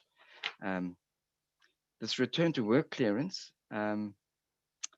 is also something that was always there before. It's certainly part of the hazardous chemical substances and agents regulations. And it refers to someone who, if someone has been unfit to work as per, at least medically unfit to work in asbestos work, then the person may not return to that sort of regulated asbestos area. And I just included the regulated asbestos area reference here. So you can be reminded, basically, we're talking about undertaking type 1, 2, and 3 asbestos work. So if it's a regulated area that's protected, demarcated, then we don't want someone who was previously found to be medically unfit to actually go back into that sort of work. But it does provide the opportunity for accommodation in other work. So if this person's medically unfit to work with asbestos, it doesn't mean to say they can't work anywhere. There may be parts of this work site where this person can continue to work. And then the return to work proof that needs to be looked at, the 3 criteria to look at, is that the person can return to work if the person is certified medically fit by an OMP, and that the employee is appraised of the exposures at work to which the person would return, and that the ongoing test frequency for that employee is made clear to that employee. And I make this point because it may alter because of the underlying condition that made the person unfit in the first place. So the standard periodicity might be changed. You may need to be seen more often because this person was previously unfit to work in that area. So those are the 3 criteria for return to work. 5 then talks a bit more about the certificate of valence, and really this one is perhaps an important one that also talks to some of the difficulties we had in the construction regs. So the certificate of surveillance should be usable for its full duration of validity beyond just a single employer or contract. So this avoids unnecessary medicals being performed just because a worker moved from one contractor to another. So if a certificate of surveillance has been issued to an employee and it's valid for 2 years or 1 year, and the employee moves from one contractor to another, that certificate should be held as valid for the duration of its validity. Then finally, some administrative duties for the employer. The first one is not new by any stretch, that the employer must record, investigate, report occupational disease. I'm not going to dwell on that at all. This sub-regulation 7 is new. the committee recognizes that consent is already enshrined in various places, including no less than the National Health Act. So arguably it's not completely necessary, but it was included because the committee wanted to point out in terms of these regulations, obtaining consent is actually a duty of the employer, not the OMP. Typically what happens is the OMP, the occupational medicine practitioner, is expected to ask the employee who attends for the medical for consent. And technically that consent should have been established already. So that's that comment to sub-regulation 7. Thank you so much. Back to you perhaps, Niels. Dr. Q, thank you very much, much appreciated, comprehensive and to the point, but I think important for our attendees today to understand and to hear literally from the horse's mouth and the intention of the legislator with this medical surveillance that has to be done. We really appreciate it. I'll never forget the brilliant presentation that you did at one of our SIOS national conferences. I think it was a year or two ago on cannabis, when cannabis was just legalized in South Africa and the effect on the workplace. That still sticks in my mind, and let's hope that we can soon have virtual or actual contact conferences again, because we would really like to invite you back. But thank you very much for your time. We'll see you at the end in the panelist discussion. I'm sure there's one or two questions that will come your way. Thank you very much. Right, we move on with the program. Thank you. We move on with the program, and we're now heading to the topic developing an inventory of asbestos, which is in place, and performing risk assessments. I think everyone is waiting for this one as well. And we have Garth Hunter to do this presentation. Garth Hunter is also a TC7 member. He is also a registered occupational hygienist. He's the hygiene specialist for Engen currently, and more importantly, he's a chartered member, a fellow chartered member of SIOS. Garth, thank you for your time. Please, if I can, I see you've already shared your screen. If you can please also share your camera and your sound, and please enjoy the presentation. Thank you. Thank you, Niels. And wow, what a hot topic. There's been so many interesting questions, some of them quite difficult to answer. So, and of course, sometimes there's no exact answer. And I just want to say that these three presentations are by actually Dr. Greg Q, myself, and Rob Randolph. We TC7 members, so we're not Department of Employment and Labour members. And that's why I'm actually then sharing actually then on a Engen actually screen in terms of my background. So again, what this is intended to do is that I'm not sharing as the Department of Labour. We're sharing as a TC7 member, and this is giving some an opinion. But we're adding just a richness to actually then this workshop, where this is probably aligned to actually then what the Department of Employment and Labour is saying. If it's not, we will be corrected. But I think it's helpful to give some context, and certainly we've sat and we've been part of the development of these regulations. So with that small disclaimer, I'll start. Thank you. All right. So just why is it not going? All right. So you've heard that there's different types of asbestos. So we see. Just I thought it's helpful to put that there's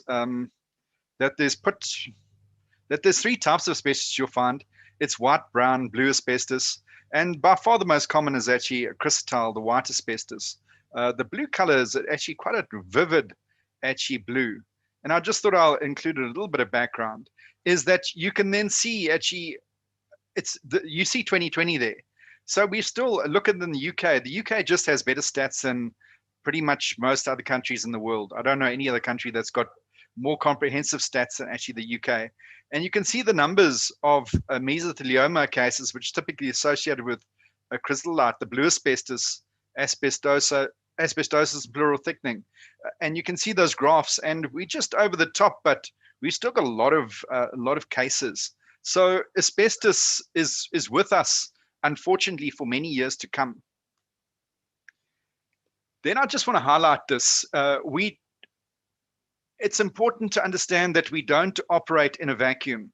We operate within an international community, and never has that been more readily available than actually is today. I remember when I started years ago to get actually one of the HSE, UK HSE codes of practice, it was really difficult to get. It's no longer so. It's literally a search of Google and actually a click of the button.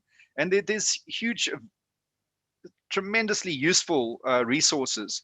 It's not South African legislation, but it does provide comprehensive answers. And in line with the definition of reasonably practicable is that we're looking at actually risk, and it also informs what technology or what practices are in the definition of reasonably practicable, what the technologies you use are. Well, where do you get that understanding from? And I'd suggest as actually TC7, we're saying, go to the HSE. There might be small differences, and actually if clarification is needed, we'll give that clarification. Similarly, we might not like Australians so much actually on whether we're playing rugby or cricket, or there's a lot of competition between us. But in terms of the work developed by Safe Work Australia and actually or even their provinces, Queensland, etc., New South Wales, they've got fantastic actually resources, and that includes asbestos.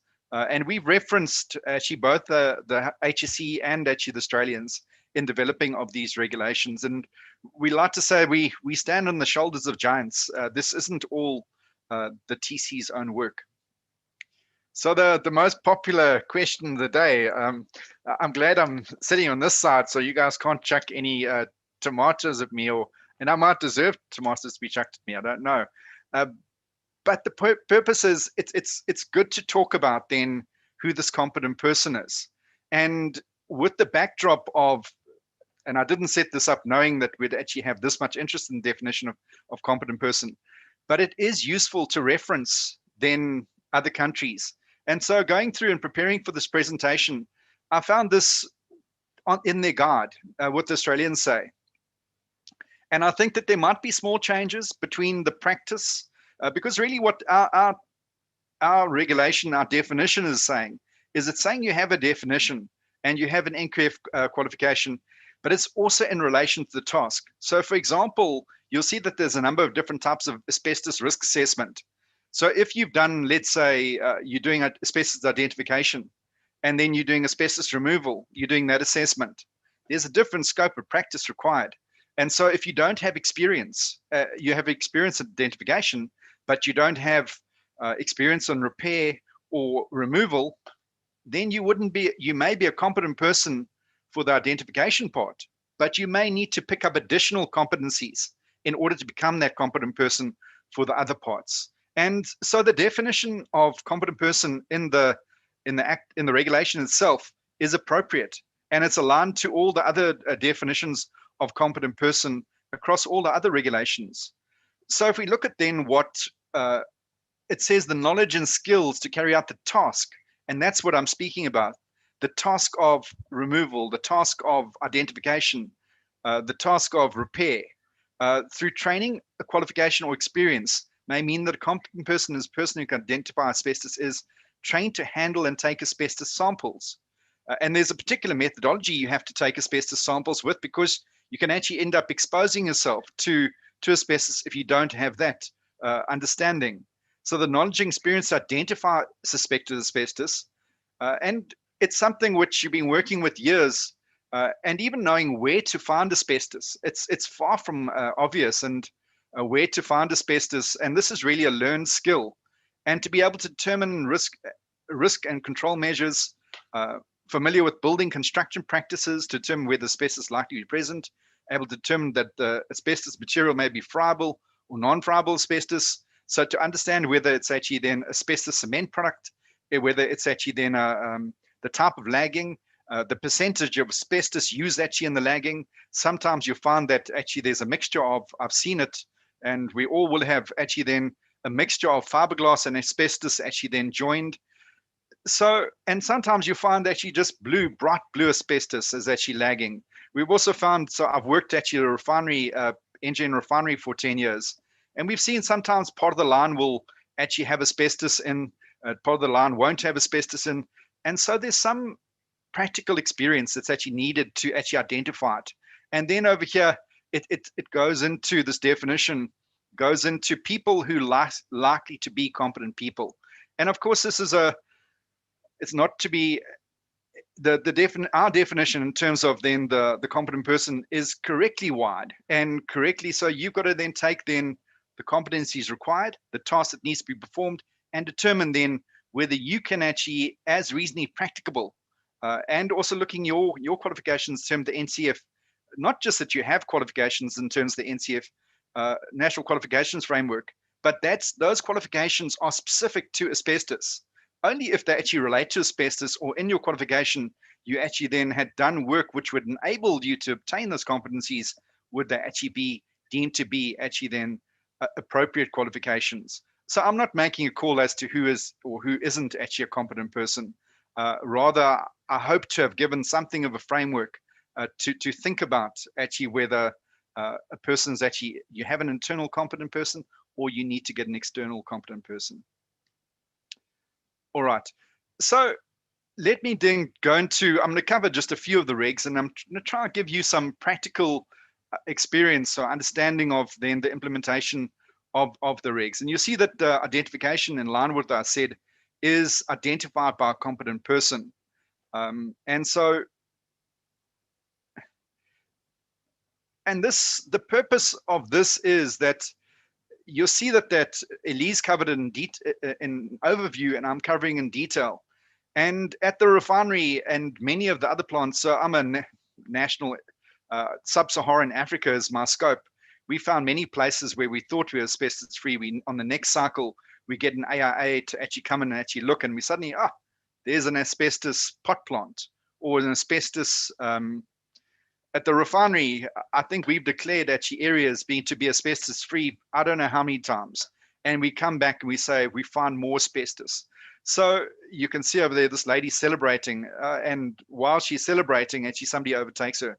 So don't celebrate too soon. Rather see it as a journey than actually, we're asbestos free and that's the end of it.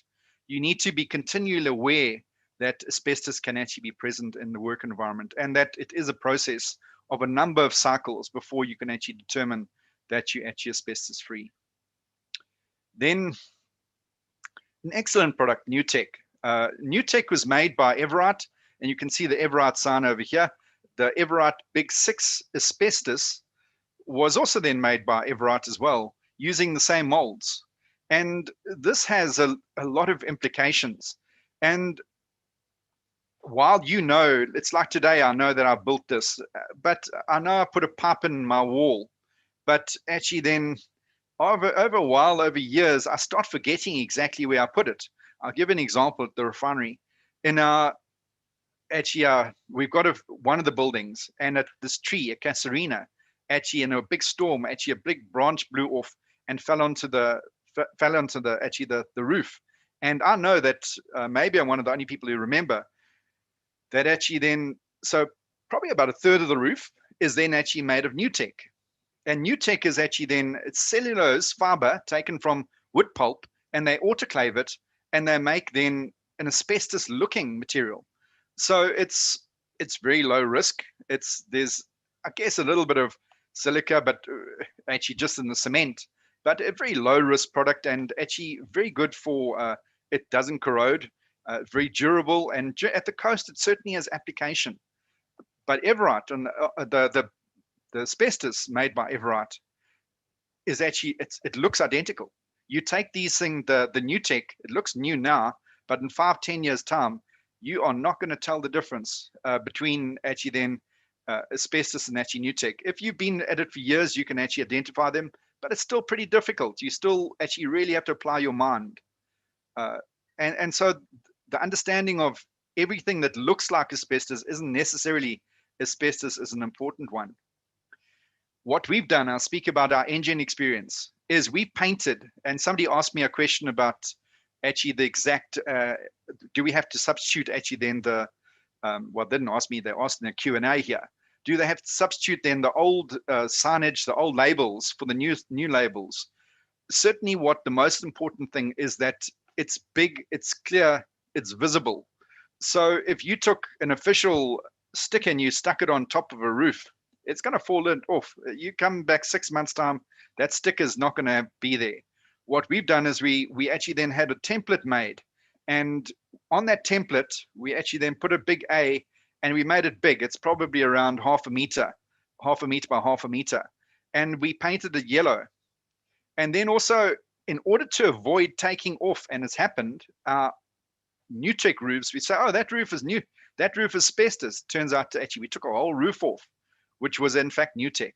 And so what we've done, and I'm not specifying the color, there is no color, but taking a turquoise blue, it actually is a nice bright color, and shows up well, is that turquoise blue, and painting a big N on it, and actually putting that not in a triangle, putting it in a circle. And so by painting both then your new tech, identifying it as actually new tech and your asbestos, at least you can tell the difference. Now, in line with actually James Reason's Swiss cheese model, you should always have more than one barrier. What I recommend is keeping then a new tech register and an asbestos register. And somebody will say to me, you don't actually have to have a new tech register. I know you don't. And the regulation doesn't say you have to. But in terms of actually practice, it helps you to differentiate, because when it comes down to 10 years time, and is this roof asbestos or is it new tech? Nobody will know. And so having these two barriers, the two barriers being actually then a register, and then also then having actually painting a logo on it, will help with that differentiation. Now, the next date is actually important. In 2008, there was a regulations for the prohibition of the use, manufacturing, import, and export of asbestos and asbestos-containing materials.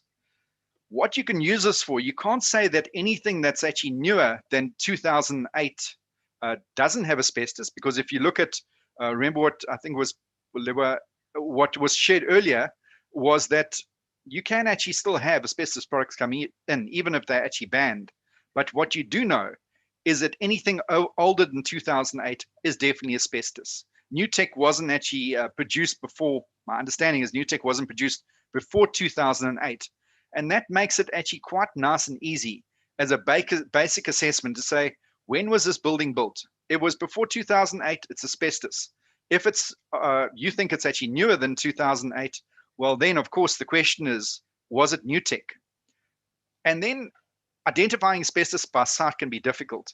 And that's really where practical experience comes in. It's mixed, it can have different colors. It can be mixed with actually fiberglass, with mineral wool, all sorts of anything option or variation you can have, you'll find it.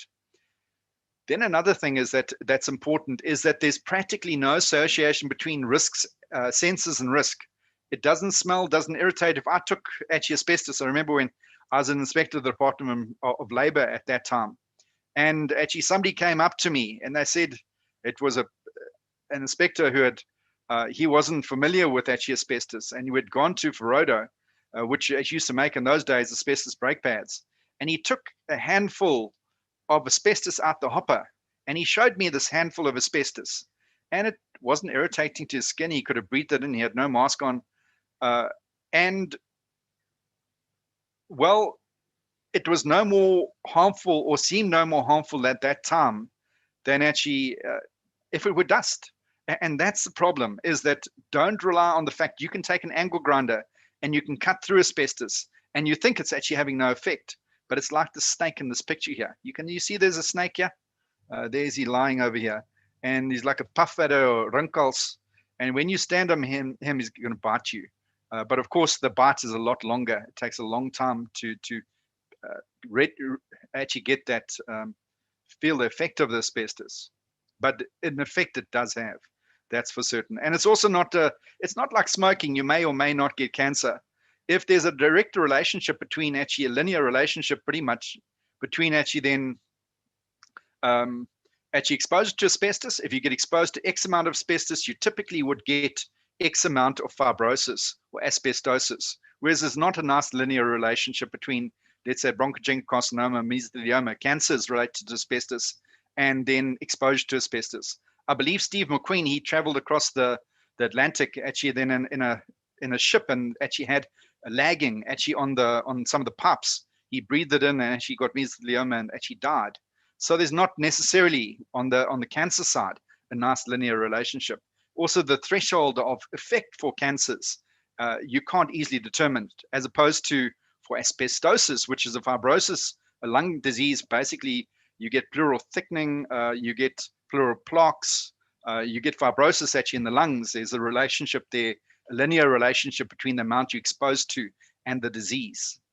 Then in terms of the risk assessment, you see that the asbestos risk assessment it speaks of, and it speaks of different types of asbestos, or different things you have to consider in that asbestos risk assessment.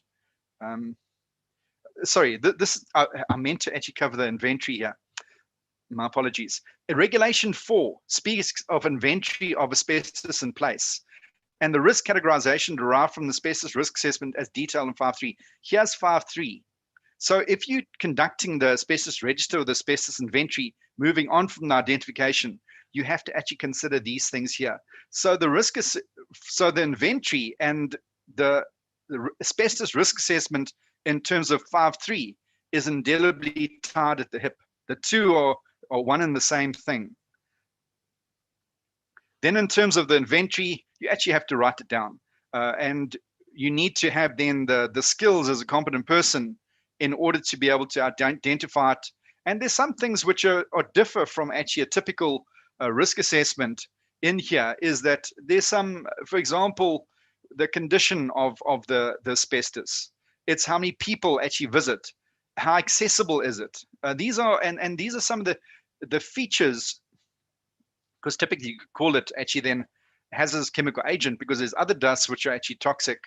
For example, silica is in the hazardous chemical substance regulations, but there's so much unique about asbestos that they got their own set of regulations, and some of the aspects of risk are unique, and that's why it's necessary to have these aspects of the health impacts, number of people exposed, the condition, including the state of deterioration.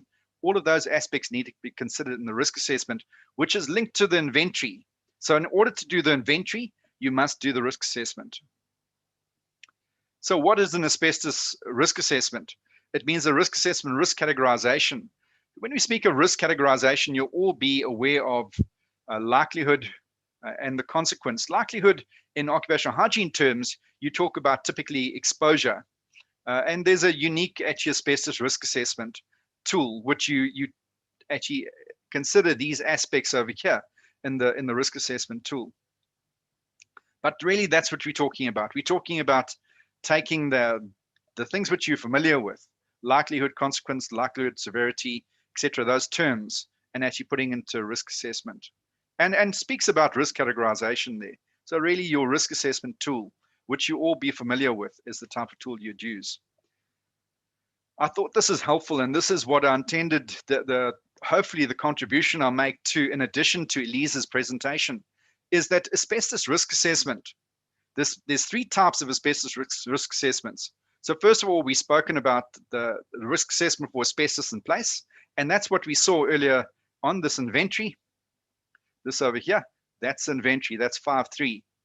That's your one type of asbestos risk assessment. Then another type of asbestos risk assessment is required for asbestos repair work as carried out in terms of 5.5. So this traditional work-based assessment, evaluation, control of asbestos to limit exposure related to work conducted. So you may actually, as a competent person, have the competencies that you require to carry out the asbestos risk assessment in terms of one, but the task in terms of then carrying out repair work, you may not have those competencies. But once you've picked up those competencies, obviously it's not, if you already got the base competencies, it's not that difficult to obtain those, then you could become a competent person for that work as well.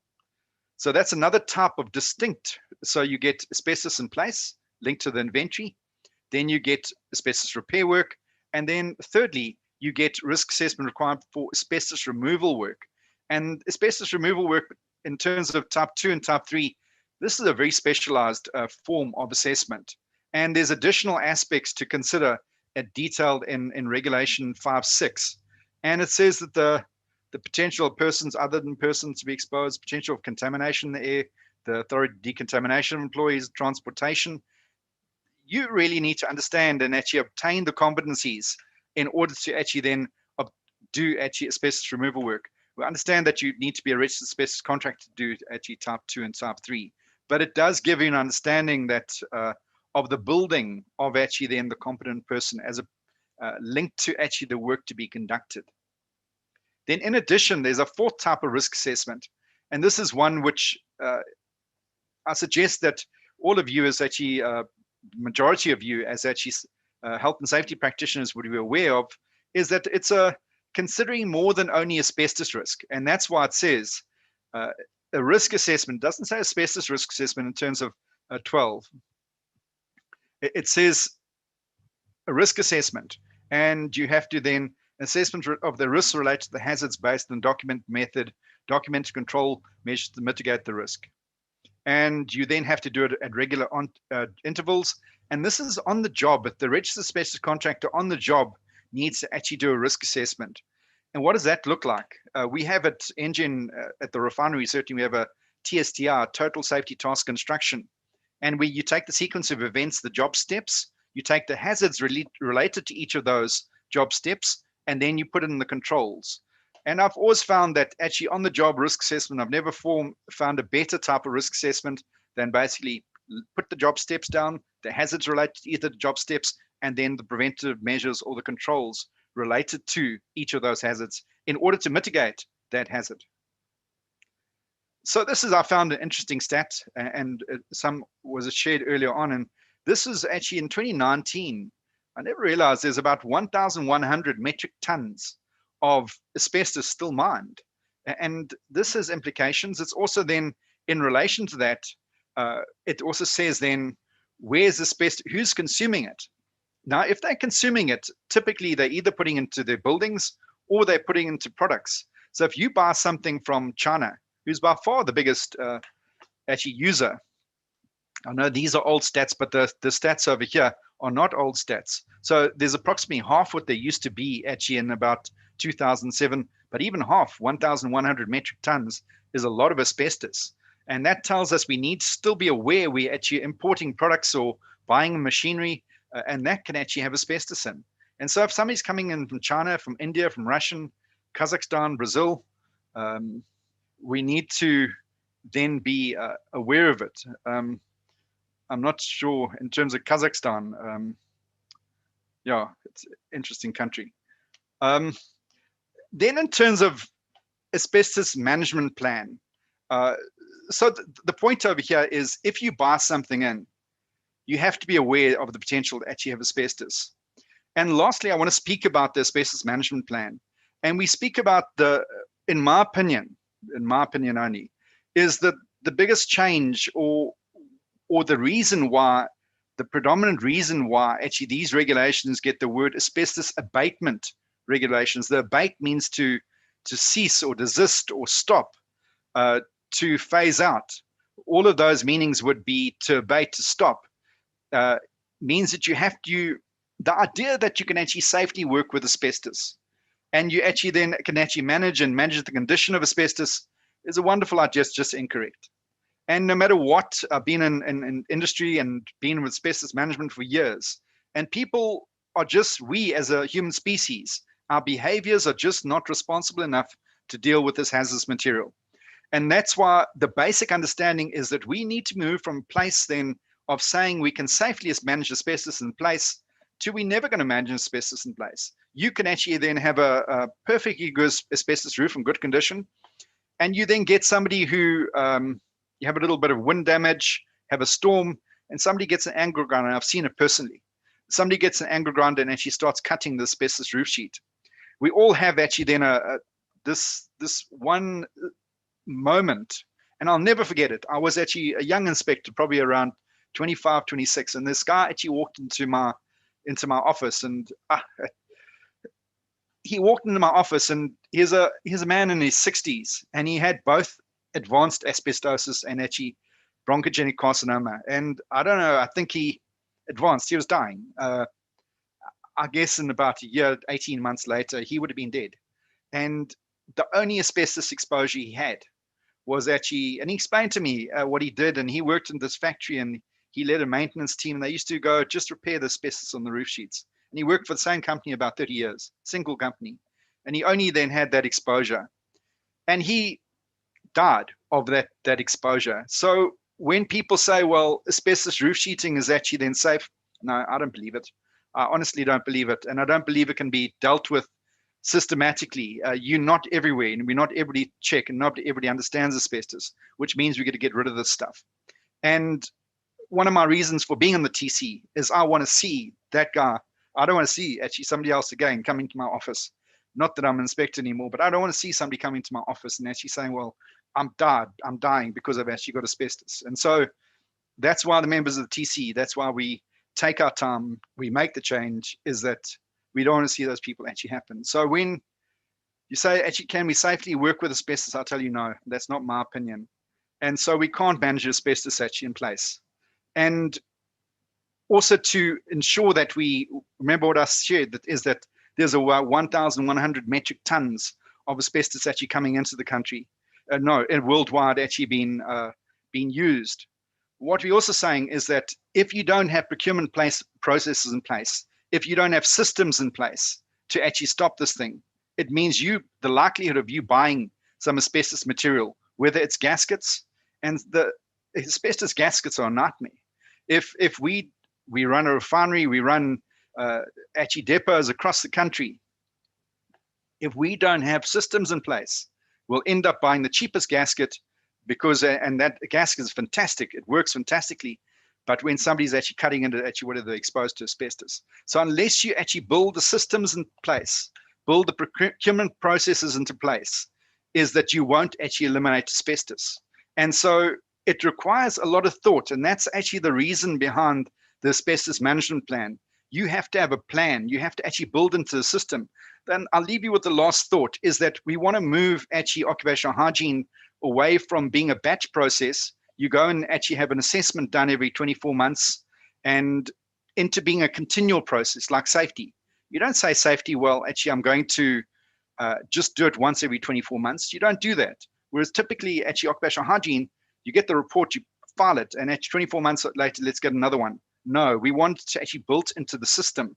And that system means that in real time, if you're buying actually machinery, we want you to actually then have a procedure which will stop and say, okay, potentially in asbestos gaskets, we want to make sure that you don't buy those asbestos gaskets. We want to make sure that actually if you buy a machine that's got insulation on, that you don't buy actually a machine with asbestos insulation. So with that, thank you very much. Thank you, Garth. As always, comprehensive, detailed, and professional. We really appreciate it. You can definitely see your experience coming through, especially from the days when you were inspector. Always the emotion that you bring in it as well, not just hardcore legislation, which we all sometimes frown upon. But I think what you shared with us really makes impact, and we appreciate that. Just on a lighter note, if you look at your screen yourself, you wouldn't have noticed, but some of our members picked up that you've become an angel. They noticed you wearing a halo, and so that was quite. It added to the emotional aspect of your presentation. We really appreciate it. You remember in an earlier presentation, I had a gin bottle behind me.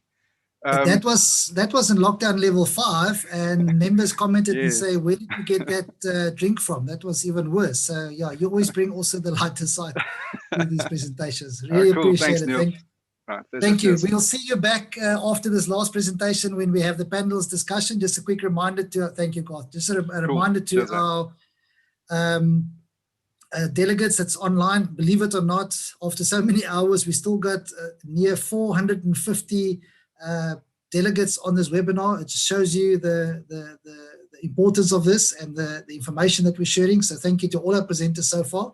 Just a reminder that you can go and have a look at the Q&A section. I just want to quickly glance there. I don't think we've ever had something where we have a webinar where no less than 80 questions has already been successfully answered by our panelists, which includes Jabu from the Department of Labour, Warren, and obviously our presenters, Elise, Rob, which has obviously answered a couple already, is coming up next, and Garth himself, We really appreciate it, guys. Much appreciated. I'm not saying that that we won't have a panelist discussion because of all the questions being answered, but it certainly makes it a very professional webinar if you can have all that amount of questions asked by the attendees and they get answered by professionals. Thank you very much. Right, we move on to the last presentation of the day. Rob Randolph. Rob is the CEO of Apex Environmental. He is also a TC7 member, obviously a registered hygienist, more important, graduate member of SIOSH. And Rob, thank you very much for joining us to do this, what they call the Wildebeest session. I'm not sure if you know what the Wildebeest session is. In a conference setup, is normally the session where the heads go like this, you know, the Wildebeest mode, but I'm sure you will keep us awake and take us to the panelist session in style. To present to us this afternoon on conducting type 2 and 3 asbestos work safely without any health risk, please welcome Rob Randolph. Rob, over to you. Thank you very much. All right, thank you, Niels, and thanks to everybody who's still here. I think you're going to want to stay here. This is going to be fairly interesting. I'm hoping I can provide a lot of clarification specifically for our type 2 and type 3 or type 2 and type 3 asbestos work. All right, so before I continue, I just think, let me just, can you see my screen? Yes, Rob, thank you. Yes, we can see it. All right. Okay, so I did adapt the presentation slightly. I think it would be a lot more useful for the registered asbestos contractors if I go through the regulation and cherry pick out those things that are very relevant to them and specific.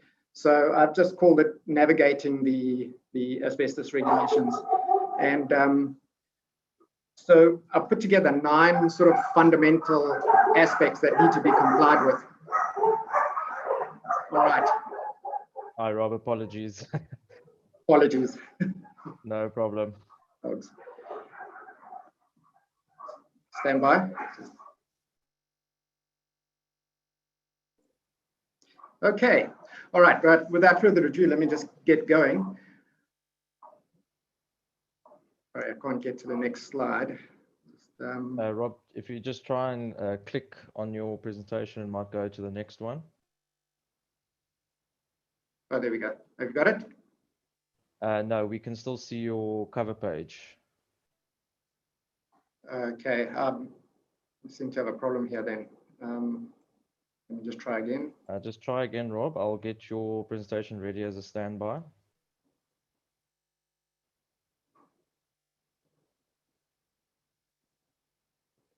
Okay. Can you see? What can you see now, Gareth? At the moment, nothing at the moment. Just give me a second. No, Rob, nothing is showing at the moment. Maybe just try and stop your screen share and just try again from the start. That might help. Okay.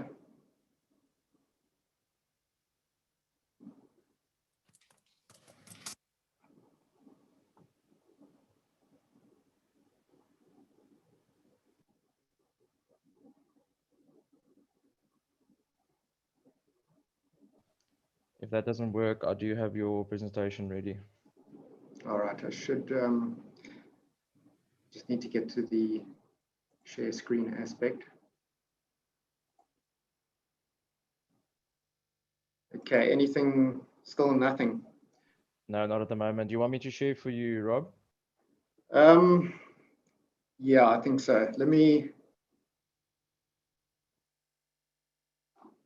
Yeah, when operating 2 screens is not so easy, and it's a first time. No problem. I understand. I understand. Can I share for you? Just let me know when I need to move to the next slide. Okay. Yeah, all right. Yeah, I think just go for it.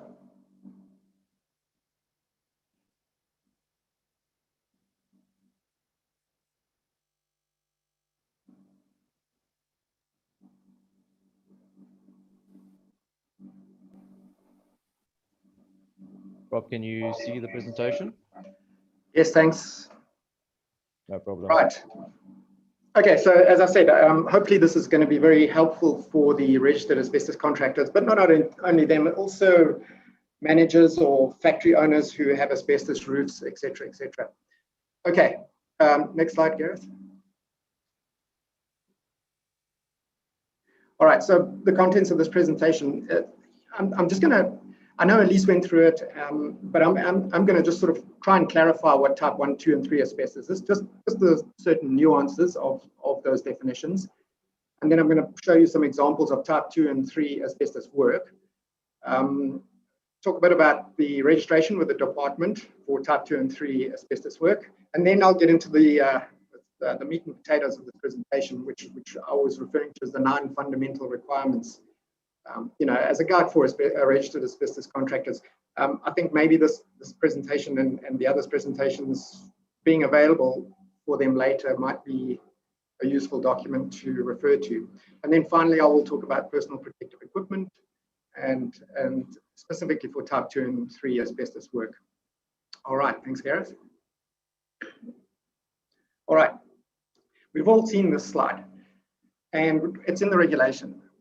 Let me just say that type 1 work is painting asbestos cement products that does not require surface preparation. And if I say it in a way that it's also painting asbestos cement products that does not cause the release of fibers. Okay, so that's pretty much what it means. It's also the removal of less than 10 squares of asbestos cement products or equivalent. So let's say, for example, you've got 50 meters of asbestos cement pipe. Perhaps if you cut it up into, well, no, you're not supposed to cut it up, but if it was in sections, you could lay it out and get something that's equivalent to 10 meters squared. But anything more than that, it becomes type 2 asbestos work. All right, and you can't repeat it on the same site within 6 months. You don't need a registered asbestos contractor. But you do, however, have to require the department under Regulation 10. So the whole thing is to try so that people don't disguise type 1 work as type 2 work. Or sorry, type 2 work as type 1 work. There are still the risks for type 1 work. Okay, Gareth? Okay, type 2, repair or encapsulation of asbestos cement products in a manner that does not require surface preparation. I get asked this question pretty frequently. The department is pretty strict and they don't want any surface preparation. I know rainfall and washing it maybe with domestic pressure water would seem to sound okay, but you know, the lichen growth on asbestos cement products, when it comes off, it'll have asbestos stuck to it as well. So for all intents and purposes, if it's in reasonable condition, just paint it straight. But if it's really in poor condition, a lot of lichen growth, then rather just leave it, don't touch it. And then of course, type 3 asbestos removal work, which is pretty much those contractors that can do any type of asbestos removal, be it lagging, insulation, sprayed on asbestos, etc., etc. One thing you need to remember here is that we have these definitions, but type 2 can change to type 3, depending on, for example, your asbestos insulating board or asbestos cement products, whatever is happening to it, it may then convert to a type 3 removal work. Okay, so it's not hard and fast. It all depends on the situation. I'll explain in the next slide. Okay, Gareth? Okay, so in Regulation 14, in disputes, this refers to the uncertainty as to whether it's type 1, type 2, or type 3. So the approved inspection authority will guide you and he will determine what type of work it is. If the asbestos client or the owner of the asbestos or the principal contractor, if they're still not happy, they can always go to the chief inspector for a final decision. You'll see there I've written Regulation 14 disputes. So what I've done throughout, so the following slides after the pictures, you'll see the regulation number and then in red the title of that regulation. So it'll be easier for you to find where these things are said. All right, so these few slides were just for a bit of clarification. Gareth, the next slide. Okay, just a picture just to show you some asbestos cement products looking pretty innocuous. However, I mean, if you look at the finest fibers that you can see sticking out the sides of that asbestos, it looks like just one little fiber, but it's not. It's obviously hundreds of fibers. Okay, next slide, Gareth. And here are some examples of type 2 work. So the top left, you'll see a gentleman spraying the roof. He's got amended water. So what they do is they just take a water spray, and this is before actually handling the asbestos roof sheets. They'll take a water spray with some surfactant. Now, surfactant is the ingredient in, I don't know, washing powder for clothes, Omo or whatever. They put a little bit in, and that just helps break the surface tension of the water, and you get better penetration into the asbestos. On the right-hand side, they're doing sort of an encapsulation with a resin-like product to try and seal in the fibers before they actually start removing it. Bottom left is more of an industrial type asbestos removal project. And on the right is, well, I included that slide because I think it's very important to mention at this stage. Falling through a roof is probably the highest risk that the contractors have at the moment. I deal a lot with registered asbestos contractors, and I hear a lot of stories about people dying falling through the roof. So, you know, you need to make sure you do the risk assessment, provide the crawl boards. Working at height safely is critically important. So, you know, looking at these 4 pictures, I think all the health and safety professionals are like probably jumping up and down a bit. These are off the internet, and I found it difficult to find a picture where they're complying with everything. You know, either they don't have their harnesses on, or, you know, the bottom left, that seems like they'll obviously lift those sheets off with a crane, but it seems like a hell of a lot of weight to be putting on a roof in one place. Anyway, let's move on to the next slide, Gareth. Here's just an example of painting a roof without preparation. So you can see it's in poor condition, and they're spraying directly onto the roof. And that's probably the maximum that you're really allowed, that the department will really allow you to do. Okay, next slide. Right, type 3 asbestos work. This picture I took, it's just an example. It's typically white asbestos, which is chrysotile in the form of a bandage or rope wrapped around as thermal insulation. It's pretty old, pretty dry, friable, and as Garth mentioned, you know, you'll probably get a maintenance employee that needs to access a flange or something like that, and they start ripping it off. So you need to have that asbestos management plan in place, which identifies all these areas where you have asbestos and alerts people to where the asbestos is, and that includes the roof. You don't want your maintenance guys going on the roof and cutting holes in it with an angle grinder to install a whirlybird or an extraction fan or something like that. So that's, and hence the importance of the inventory and the asbestos management plan.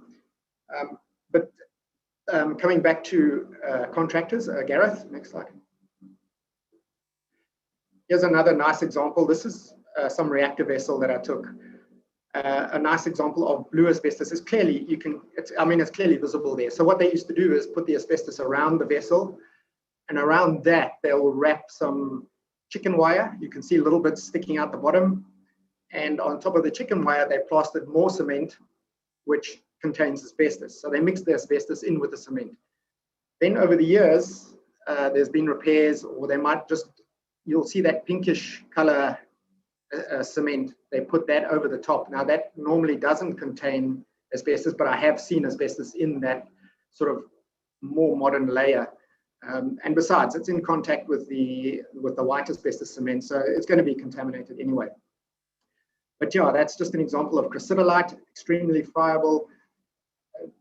If you have a situation like this in your plant, in your factory, you would want to sort of make that safe. You'd get an AIA or a registered asbestos contractor to come and maybe temporarily seal it off with a thick PVA acrylic until you can get professional removal done. Okay, next slide, Gareth.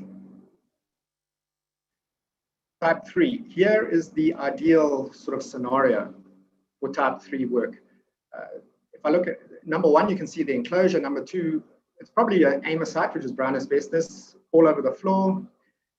Number 3 is a new inclusion into the asbestos abatement regulations. It's a negative pressure unit. So what it's doing, it's pulling the air out from in there, from in that enclosure, and blowing it outside. Obviously, it has to go through a HEPA filter to remove all the fibers before it releases it to the outside. So what you're doing is you're creating a negative pressure, slight negative pressure within the enclosure. If there's a rip in the enclosure, the air is more likely to rush in and blow the asbestos out and contaminate all the surrounding areas. Okay, so number 5 is type 5 category 3 disposable overalls. You shouldn't be using anything less than that. I will go into a little bit more detail towards the end of my presentation about the PPE. In this case, they've got supplied air full face respirators. Those are those blue lines running along. I think I missed out number 4, which was your vacuum cleaner, but that has to have a HEPA filter. Also there are different types of HEPA filters, but it's the correct type for asbestos. And, you know, I think registers, I'll refer to them as RACs, typically use them for decontaminating themselves, their clothes, etc. I don't see them vacuuming up like we do see in the picture. And then obviously a decontamination unit, which is not in this picture, that'll be required. So that's just a visual example of type 3 asbestos work. Gareth?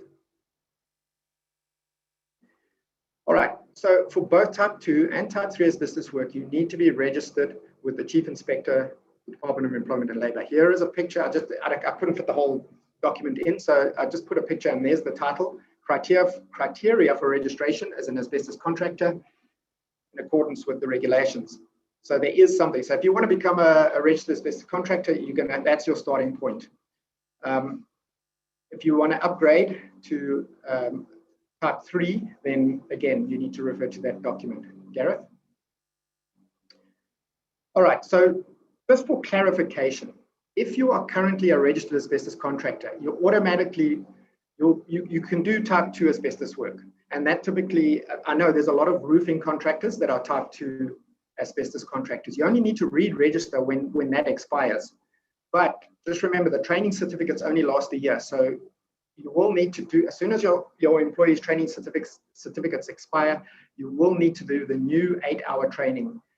And then only thereafter, once they've had that 8-hour training, they can revert to annual refresher training, which is about 2 hours, depending on the service provider, typically the AIAs. I think a lot of the AIAs and hygienists and technologists will be scrambling now to put together an 8-hour training course, because they usually have experience in this. And at the moment, we don't have specific training courses in the country for specific asbestos work, but it's getting there. Hence, there's slight confusion with competent person. All right, next slide, Gareth. So did you miss a slide? Go back. Okay, so if you're going to register for type 3 asbestos work, this requires new registration with the department, and they've got very specific requirements. They will want to see that you've got a decontamination unit, you can demonstrate the capability, and you've got the materials to construct enclosures, like you saw in that picture. You've got to have negative pressure fans with the appropriate HEPA filters. You saw that in that picture as well.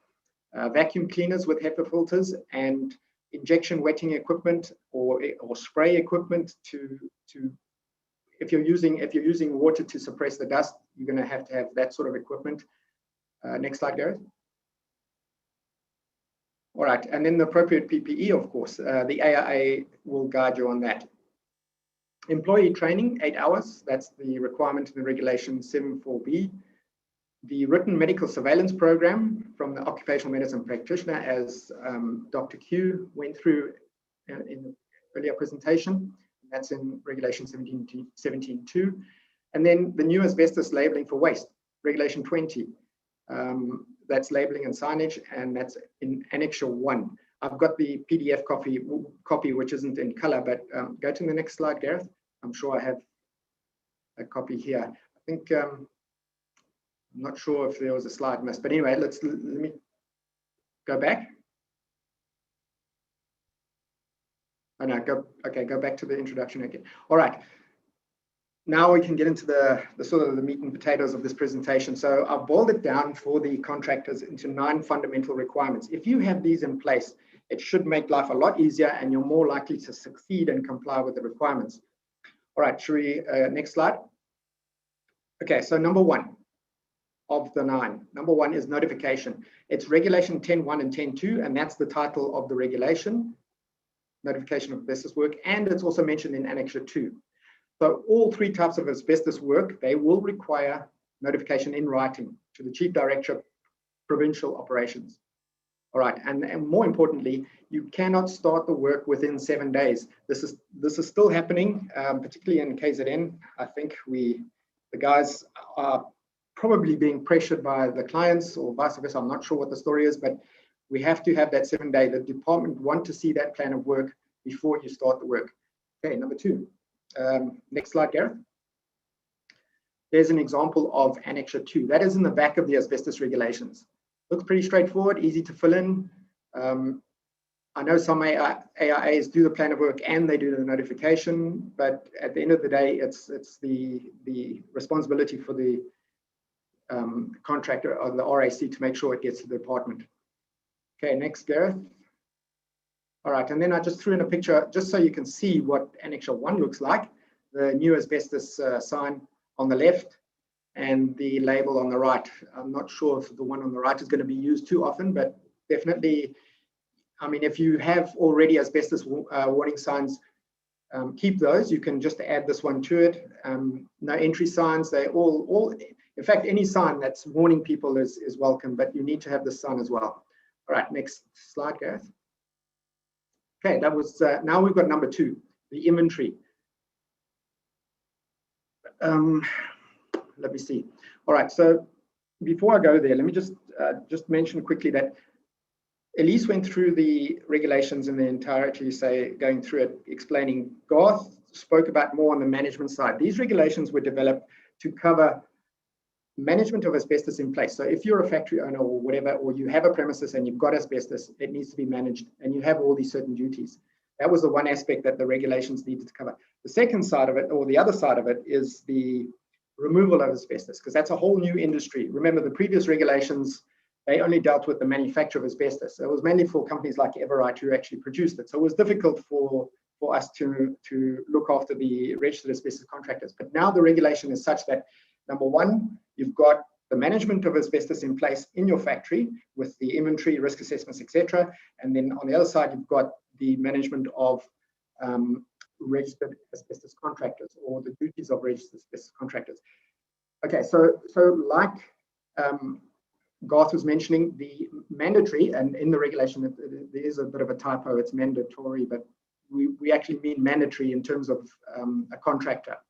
So the RAC must obtain a copy of the inventory. So that's his duty under Regulation 12. But to note that under Regulation 4.7b, it's the client has a duty to give a copy of the inventory to the RAC and the AIA. So there's a belts and braces approach. Someone is going to be responsible. No one is going to be able to blame the other one. At the end of the day, someone will be accountable if that inventory is not passed on as it should be. Now, there is a time period to have the inventory in place. I think, I'm not sure the amount of time we have, probably 18 months, but there's nothing saying that you can't do it sooner. So if I'm having asbestos removed in my factory, I will do a quick inventory for the area that I want removed, telling the contractors where it is, and hand it over to them.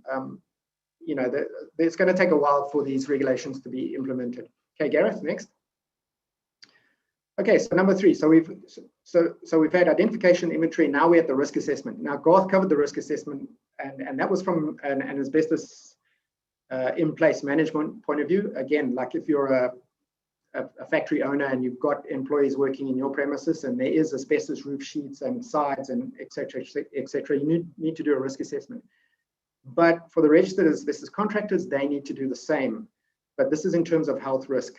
So at each step of removal and bagging and disposal, you will need to do a risk assessment for that. Now, if you're doing type 2 work, it's going to become pretty generic. The job remains the same. So take the time and do a risk assessment, or get the help from your AIA or hygienist or wherever to put the risk assessment together.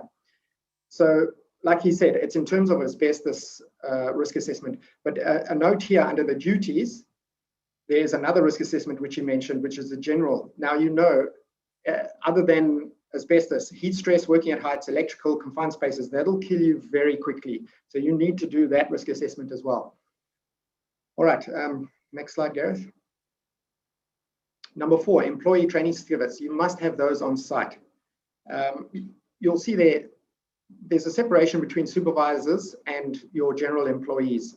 I'll talk about the supervisors just now, but here you can see it's specifically being mentioned. But you need to have them obviously on site. If you're already a contractor, you'll know this. Next, Gareth. Okay, approved inspection authority.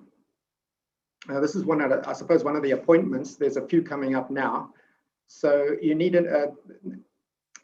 in terms of Regulation 12.3, and that's under the duties of the registered asbestos contractor, they need to make sure that an AIA has been appointed before starting work.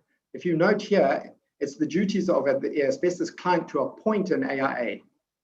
Typically, the registered asbestos contractors would appoint the AIA, but now it's the duty of the asbestos client, who could be the owner, who could be the principal contractor, whoever, but they need to appoint it, and the RAC needs to make sure that one has been appointed. Okay, next slide. Medical surveillance, as Dr. Q mentioned, you need to have a system of medical surveillance. Your doctor will obviously have a slightly different system between possibly type 2 and type 3, depending on how they assess the risk. So I would imagine that a medical surveillance program for type 3 work will be a lot stricter and have a lot more requirements. Okay, and then you need to obviously ensure that your employees have up-to-date medical certificates available on site. Okay, Gareth. Number 7, another appointment. You need to have a health and safety rep. I know Section 17 of the Act, it talks about if you have more than, say, 20 employees, you need to appoint a safety rep. In this case, you have to have, if you're a registered asbestos contractor, you have to have a safety rep, regardless of the number of employees you have. And you know, in terms of Section 17.6, the inspector can make you appoint more safety reps if he is of the opinion that you need them. But that's an important addition. And then, of course, the appointment of an asbestos removal supervisor. And there are specific duties or responsibilities for that chap. It can actually be this one and the same person. You can have, if you're a relatively small contractor, you can have a health and safety rep and an asbestos removal person being the supervisor being the same person. But the supervisor now is responsible to ensure on-site compliance with health and safety, and also the asbestos work procedures in the plan of work, and the use of PPE, the decontamination of the area, etc. So that's been one of the biggest, I think, one of the more significant failures that I've come across with registered asbestos contractors is that there's inadequate supervision. I've had supervisors just leave site and then they're doing type 3 work and the work absolutely just becomes ridiculous. They start throwing it around and doing all crazy things. So supervision is extremely important. Right, next slide, Gareth. And then number 9 is your approved plan of work. So the asbestos client must ensure that they have co-signed the approved plan of work. Some AIAs were already doing that, but under Regulation 11.2 and duties of the asbestos client, they must make sure that they've signed it. And then at the next point, the contractor, the RAC, must ensure that they have co-signed the plan of work and that it is submitted to the Chief Director of Provincial Operations 7 days, again, 7 days before starting work. That's a specific duty under the duties of the registered asbestos contractor. Okay, so the plan of work must contain the signatures of all 3, and by doing that, they're accepting their responsibilities in terms of the asbestos abatement regulations. Gareth? Okay, so I'm going to talk a little bit, coming towards the end of my presentation. I want to speak a little bit about personal protective equipment for type 2 and type 3 asbestos work. Gareth? Okay, this is a picture of high pressure water jetting to clean a roof. On the right hand side, you'll see the roof sheets are nice and clean, but the result is that sludge that you see down the center. Yeah, once that dries, if you go to the next slide, I took a piece, you can see it's almost pure asbestos. In this case, mainly crust tile, white asbestos, but it forms like a cake and it's very light. If you rub that or manipulate it or walk over it, you're going to release a hell of a lot of fibers. I mean, if you look around the edges at the finest fiber that you can possibly see in what I'm holding in my hand there. Go to the next slide, Gareth. I took the finest fiber that I could see. I put it under a microscope. This was probably about, I don't know, 10, 12 years ago. And I used my cell phone, probably one of the first cell phones I ever had. And I took a photo down the eyepiece to see. And there you can see that one thin fiber. It looks like a paintbrush at the end. So you can see the smallest of asbestos fibers can actually split longitudinally into literally hundreds of thousands of more fibers, depending on what you do to it. Next slide. So this slide is from a microscope that, you know, the AIAs do air monitoring. So I collected some asbestos and I put it on a slide and I highlighted one area on that. On the right-hand side, you'll see a large fiber coming down. That's probably about the thickness of a hair. Next slide, Gareth. So that's more zoomed in. Now, the little fibers within that circle, those are the regulated asbestos fibers. Those are the things that get stuck in your lung. You cannot see them in the air. They remain suspended in the air for hours, if not days, depending on the ventilation. If you've got good ventilation, like COVID, it'll be, concentrations will be greatly diminished, but with poor ventilation, it's going to hang in the air. All right, next slide. So what I did was I superimposed at the correct sort of ratio those fibers. I sort of colored over them as accurately as I can in red with the most accurate thickness of lines, and I superimposed that on a piece of simple disposable overall that I cut out. And you can clearly see that the fibers, the regulated fibers, they'll easily pass through that simple disposable overalls. And remember, these guys are lifting roof sheets, it's rubbing against them and their arms and their legs, and it's going to get through onto their clothing and they're going to take it home. Next slide, Gareth. So I compared that to a type 5 category 3 disposable overalls.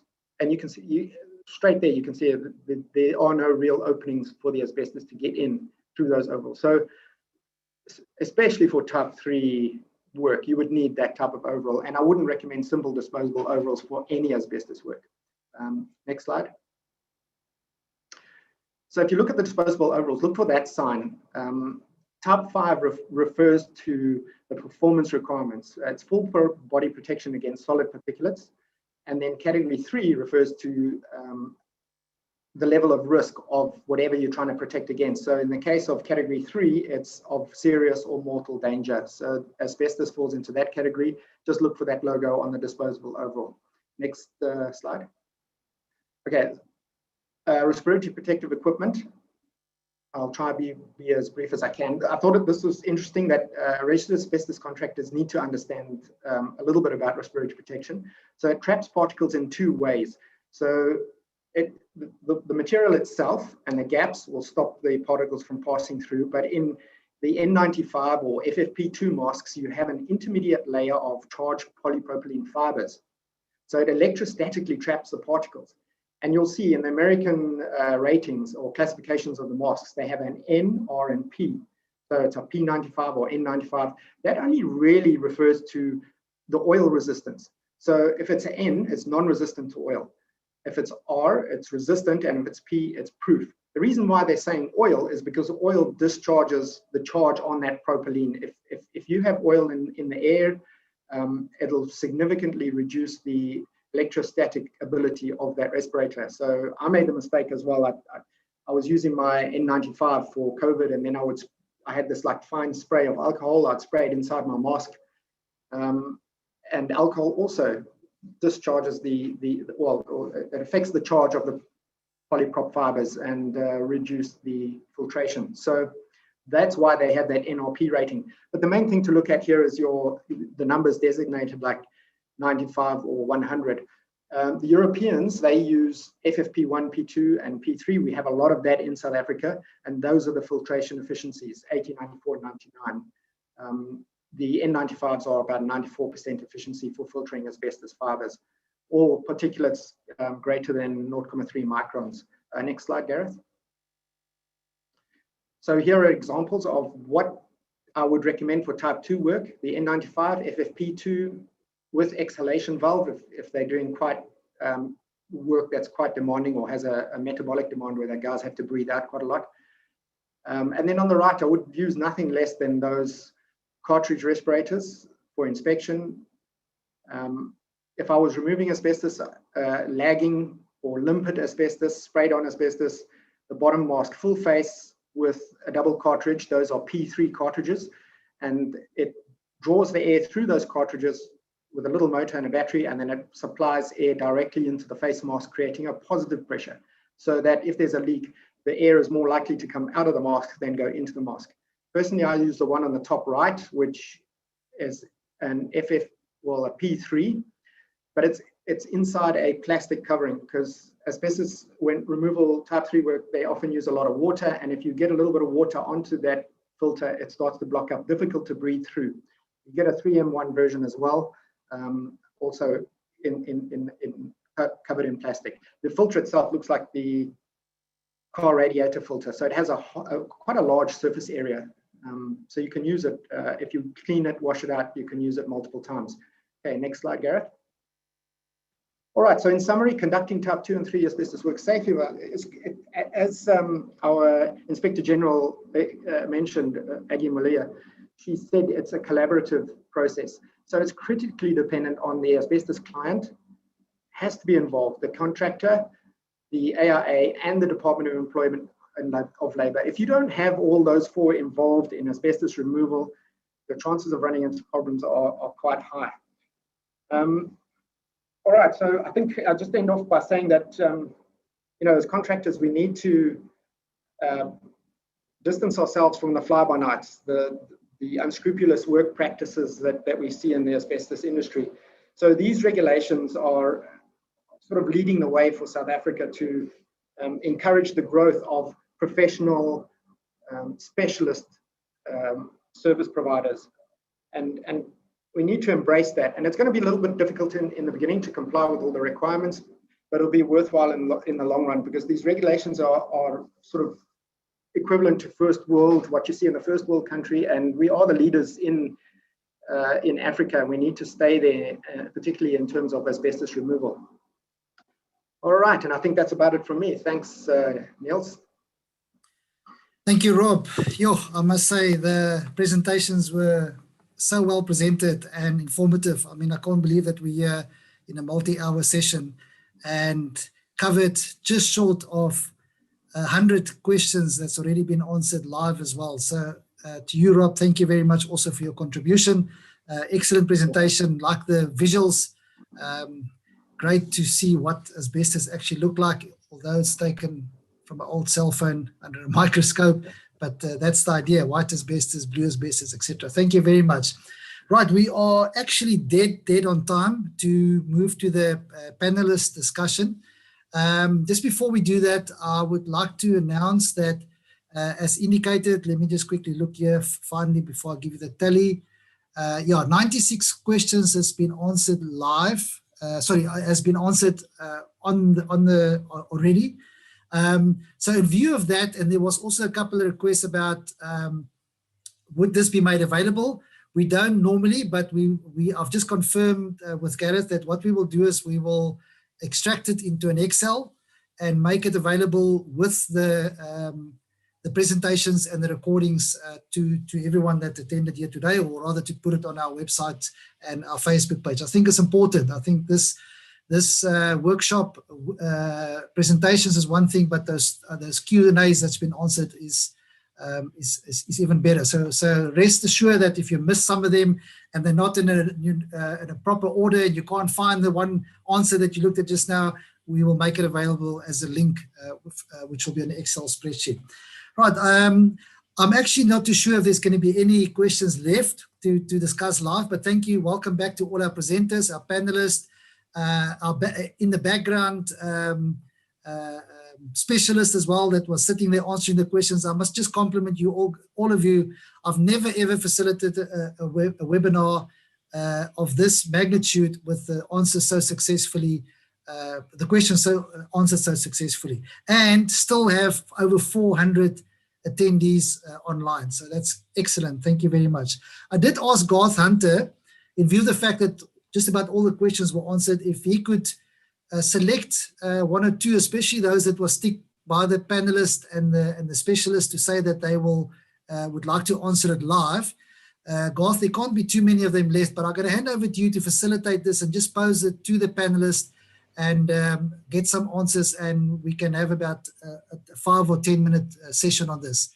Thank you very much, Garth. If I can hand over to you. Yeah, thanks, Niels. So what I did was I looked at the questions, and then I've just got to get my halo in the right place.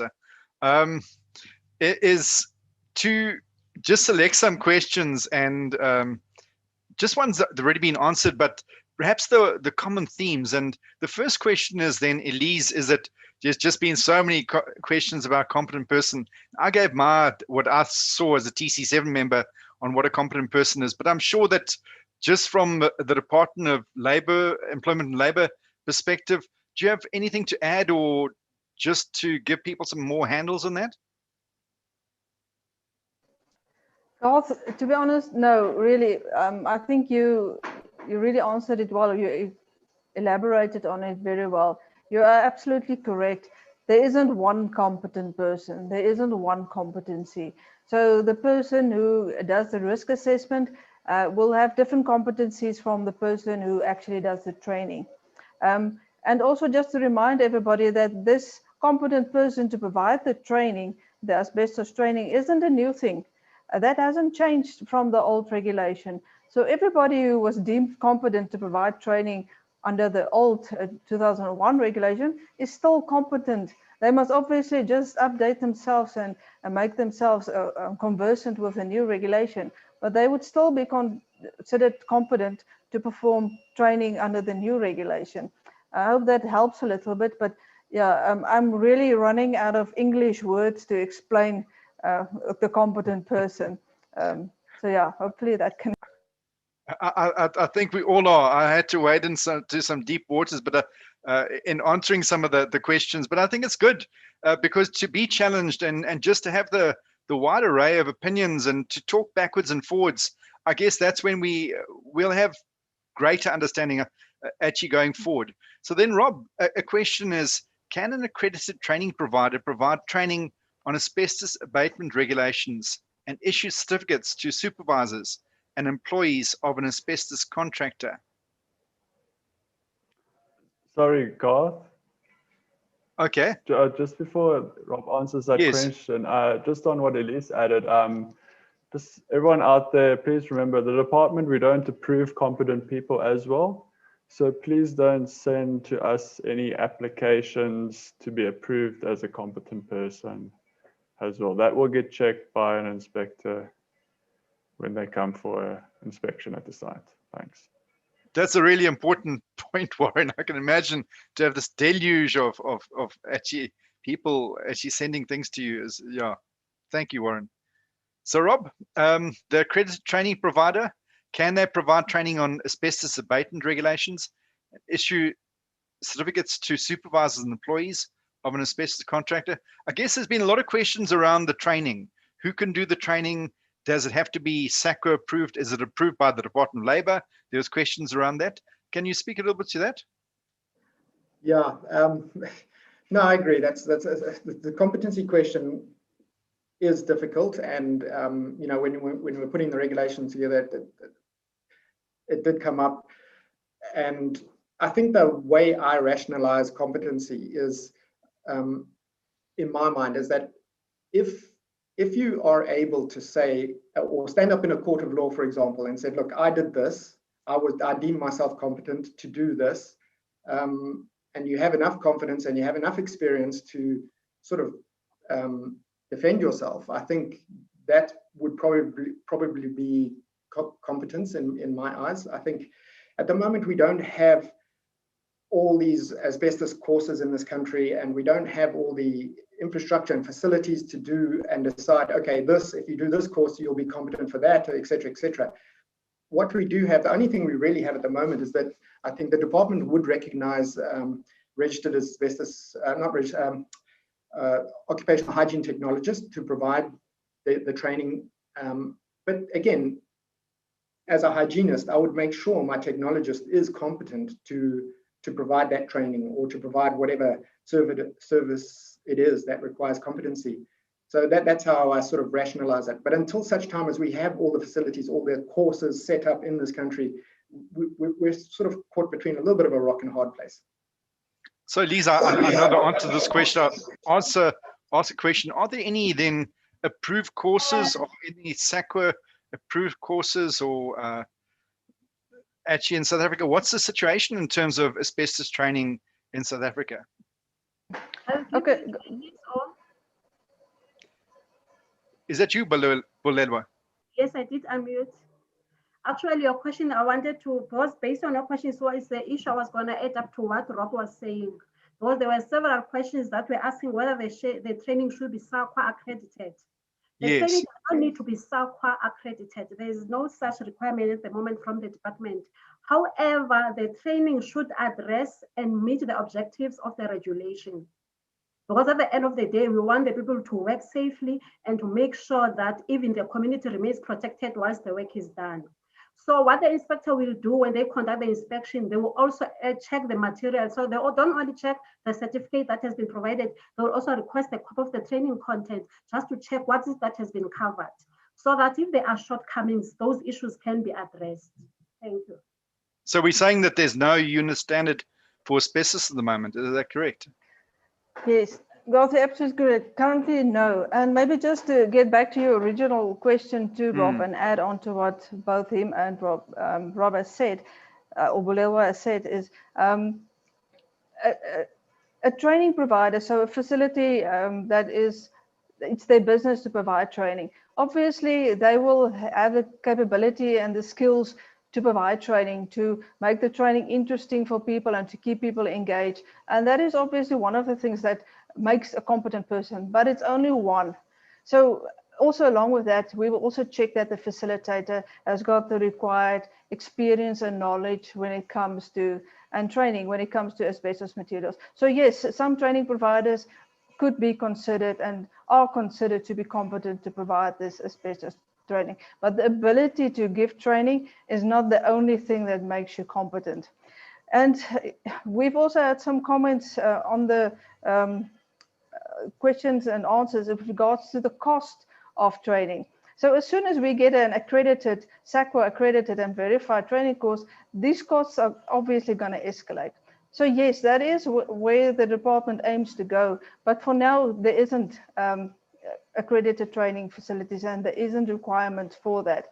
If you can read between the lines of what Rob is saying, you can hear that they are moving towards developing these training requirements and going through the accreditation process. And there are some other training providers that are supporting them, and then there will be competition to them when providing this. And obviously, once that is established well enough and there are enough of these facilities available, it's something that the department can relook and maybe include into legislation that should be a requirement. But for now, what is the requirement is those points that Bulelwa has stipulated.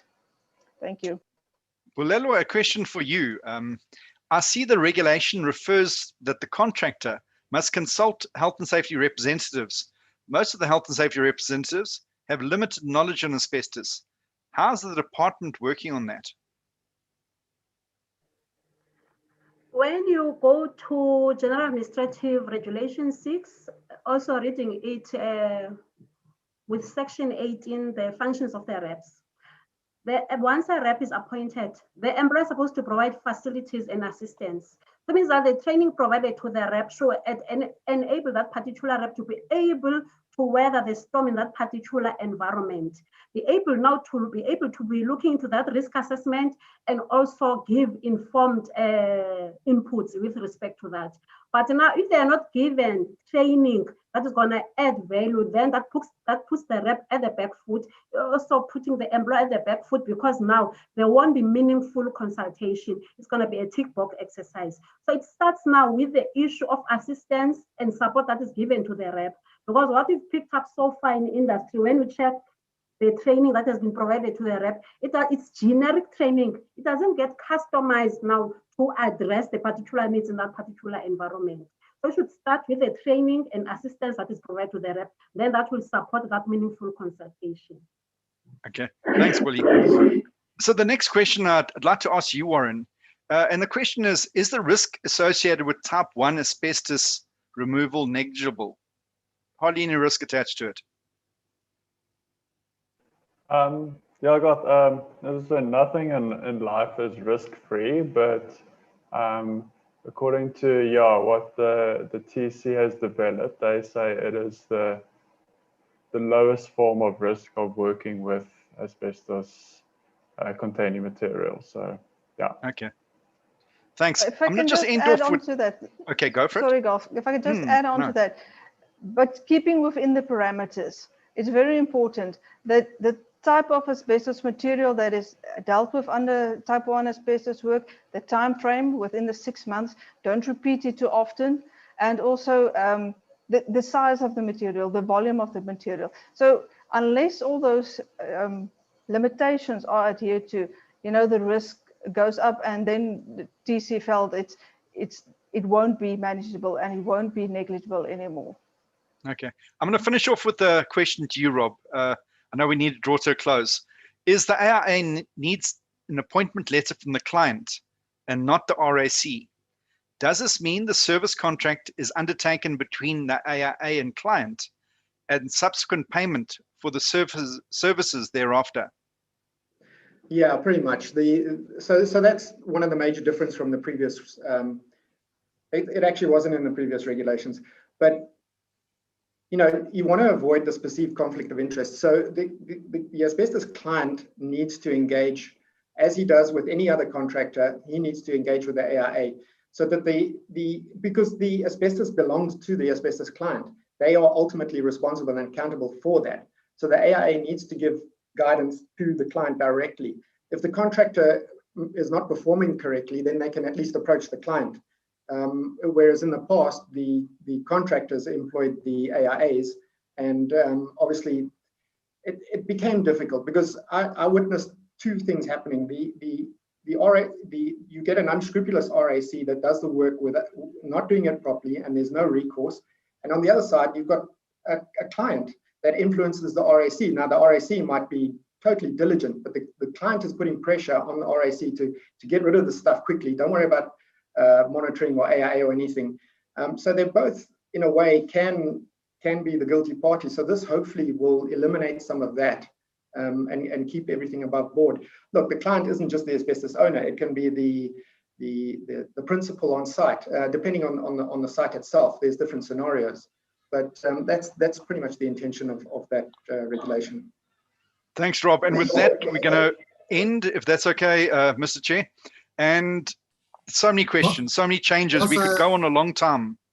Yes, I know Niels. we can. There is an allocated time, a little bit more. I don't know if you want to just look at the last 2 or 3 questions that came in, and maybe if we cover them, we've covered all of them. Let me just have a look. All right. So the DOEL's criteria for AIA stipulates an analytical laboratory making use of nationally, internationally acceptable standards and accredited by, in terms of SANAS 17025, which is a lab standard, be used for hazardous chemical analysis. Does this requirement apply for asbestos analysis, asbestos fiber accounting as well? Not the Elise? first time I'm getting that question. Okay, Bulelwa, do you want to handle it? Yes, it's not the first time we're getting that question. Okay.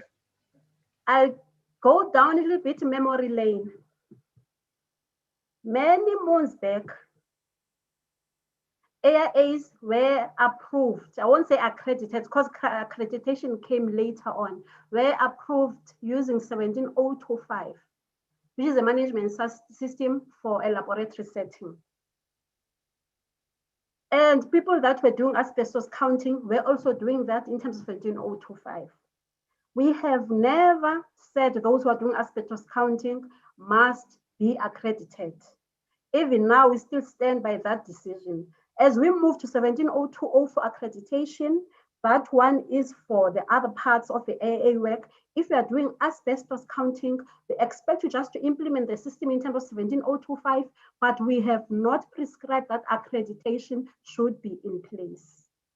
So we are still on that. Thank you. Thanks.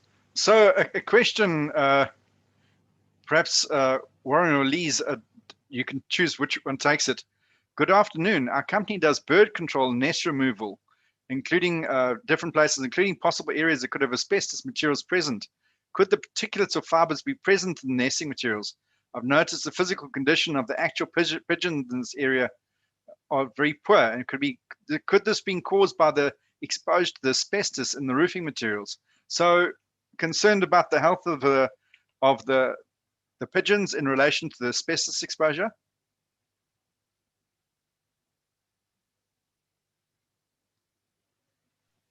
Rob, I see you nodding your head. Do you know anything about that? I'm not going to venture into commenting on the health of the pigeons, but I would say this: if the employer expects an employee to work in the vicinity of where there is possible asbestos, then there is a possibility for them to be exposed. Obviously, they should be trained on, and I think this is the most important aspect for these workers, is to be trained on the risk, to be on the lookout for asbestos-containing materials, and to be able to recognize them, and to know how to work safely around those. I wouldn't go so far as to say that they need training such as required for asbestos workers or medical surveillance or anything like that. But yeah, there should be some awareness raising for these employees. I'm unfortunately not competent to provide an opinion on the health of the pigeons. Maybe okay, Robert, so there we have it. You don't have to train the pigeons. Some simple awareness of the pigeons would be okay. I'm joking, but just perhaps an add-on to that is that the pigeons don't live long enough to actually be exposed for any changes actually to actually happen. Typically in humans, you look at about 10 years before there's any changes actually on a radiograph. So pigeons typically wouldn't live that long, and you get the excess of cancers around, or asbestos-related disease around 20 to 30 years, and certainly pigeons don't live that long. I'm no expert in terms of the differences between the anatomy and physiology of pigeons and actually people, but I think you could probably draw some conclusions that the pigeons don't live long enough. So the bad health of the pigeons is probably not related. Well, so let's make a clean sweep here. I see there's one more question left. I don't know if you can see it. Then we would have answered all 102 questions. Okay. Do you see that one? Yeah, I see it. So the question is that, Warren, can an occupational hygiene AIA conduct training for client in their site and issue training certificates?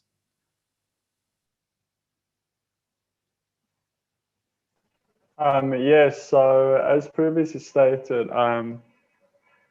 the AIAs have been conducting training previously, so nothing has really changed from the previous regulation up until now. So yeah, that certificate that they issue will just be valid for that particular period of time that the training for that employee. And yeah, I think training on site will also give more of a practical experience to the training, and not just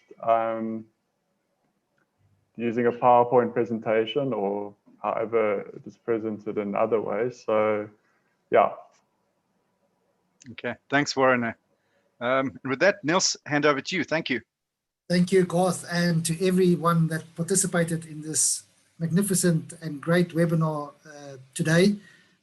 Just quickly before I hand over for the closing, just a quick reminder that SIOS members can claim 2 CPD points for attending this webinar today, and a reminder that the recording and the presentations, and now also an Excel spreadsheet of all the Q&As, will be made available. Thank you very much indeed. The program says that the closing remarks will come from the Chief Inspector, Mr. Tibozana, but we were informed this morning that he was called to the presidency or to the office for something urgent. Let's hope there's nothing wrong. And Bulewa, Senior Specialist from the Department of Employment Labour, undertook to do the closing for us. So with that from my side, thank you very much. Bulewa, over to you. Thank you. Thanks, Niels. So this I'm doing on behalf of the Chief Inspector. So on behalf of the Inspector General and the Chief Inspector, I would like to thank SIOSH, who is always willing to participate with us in such ventures. It's really an honor to be working with professionals. Also, we should not forget members of TC7 who have made it possible for us to have such webinars whereby we take people through the requirements of the regulations, because they have made it possible for us as South Africans to move away from health risk associated with asbestos exposure in the various workplaces. I should also not forget to mention Elise, who has been the captain of this ship, because he's the chairperson of TC7, because under her leadership, this has been made possible. Our speakers, all of them are here and they are members of TC7, and they've been with us throughout this journey, and they've done a splendid job in unpacking the principles in the regulations, and they've been with us throughout making sure that we as the country, we all move towards the required milestones. Lastly, our participants who have been rigorously engaged and keep us on our toes, we really appreciate that, to make us think hard and make sure that we exercise our minds, because your questions are keeping us interactive. However, I would like to urge for increased participation during the public comment phase, because some of the issues that were raised here could have been raised during the public comment phase, and this was given the opportunity for the TC to look to such matters and see how they can be addressed. Now it means the ship has sailed, everyone is on board, and we are on course. So we have to grin and bear and continue with what has been agreed on. Now, we would like to bring to your attention that we have YouTube videos that address the different principles in occupational hygiene. We also have explanatory notes with respect to asbestos abatement regulations. And we also have frequently answered questions on our website. And we'll also continue to do YouTube videos to share with you the different aspects of the asbestos regulations, so that we just break it down into smaller pieces for you to watch at your own leisure time, so that you can fully understand what needs to happen and what is required in terms of the regulations. You must also be on the lookout, because we'll soon be launching the hazardous chemical agents regulations phase 1, which is looking into OELs, EIs, and incorporation of GHS. So we're busy with the procurement process at the time. So when we call you to come and attend the launch, please do so, because that is another requirement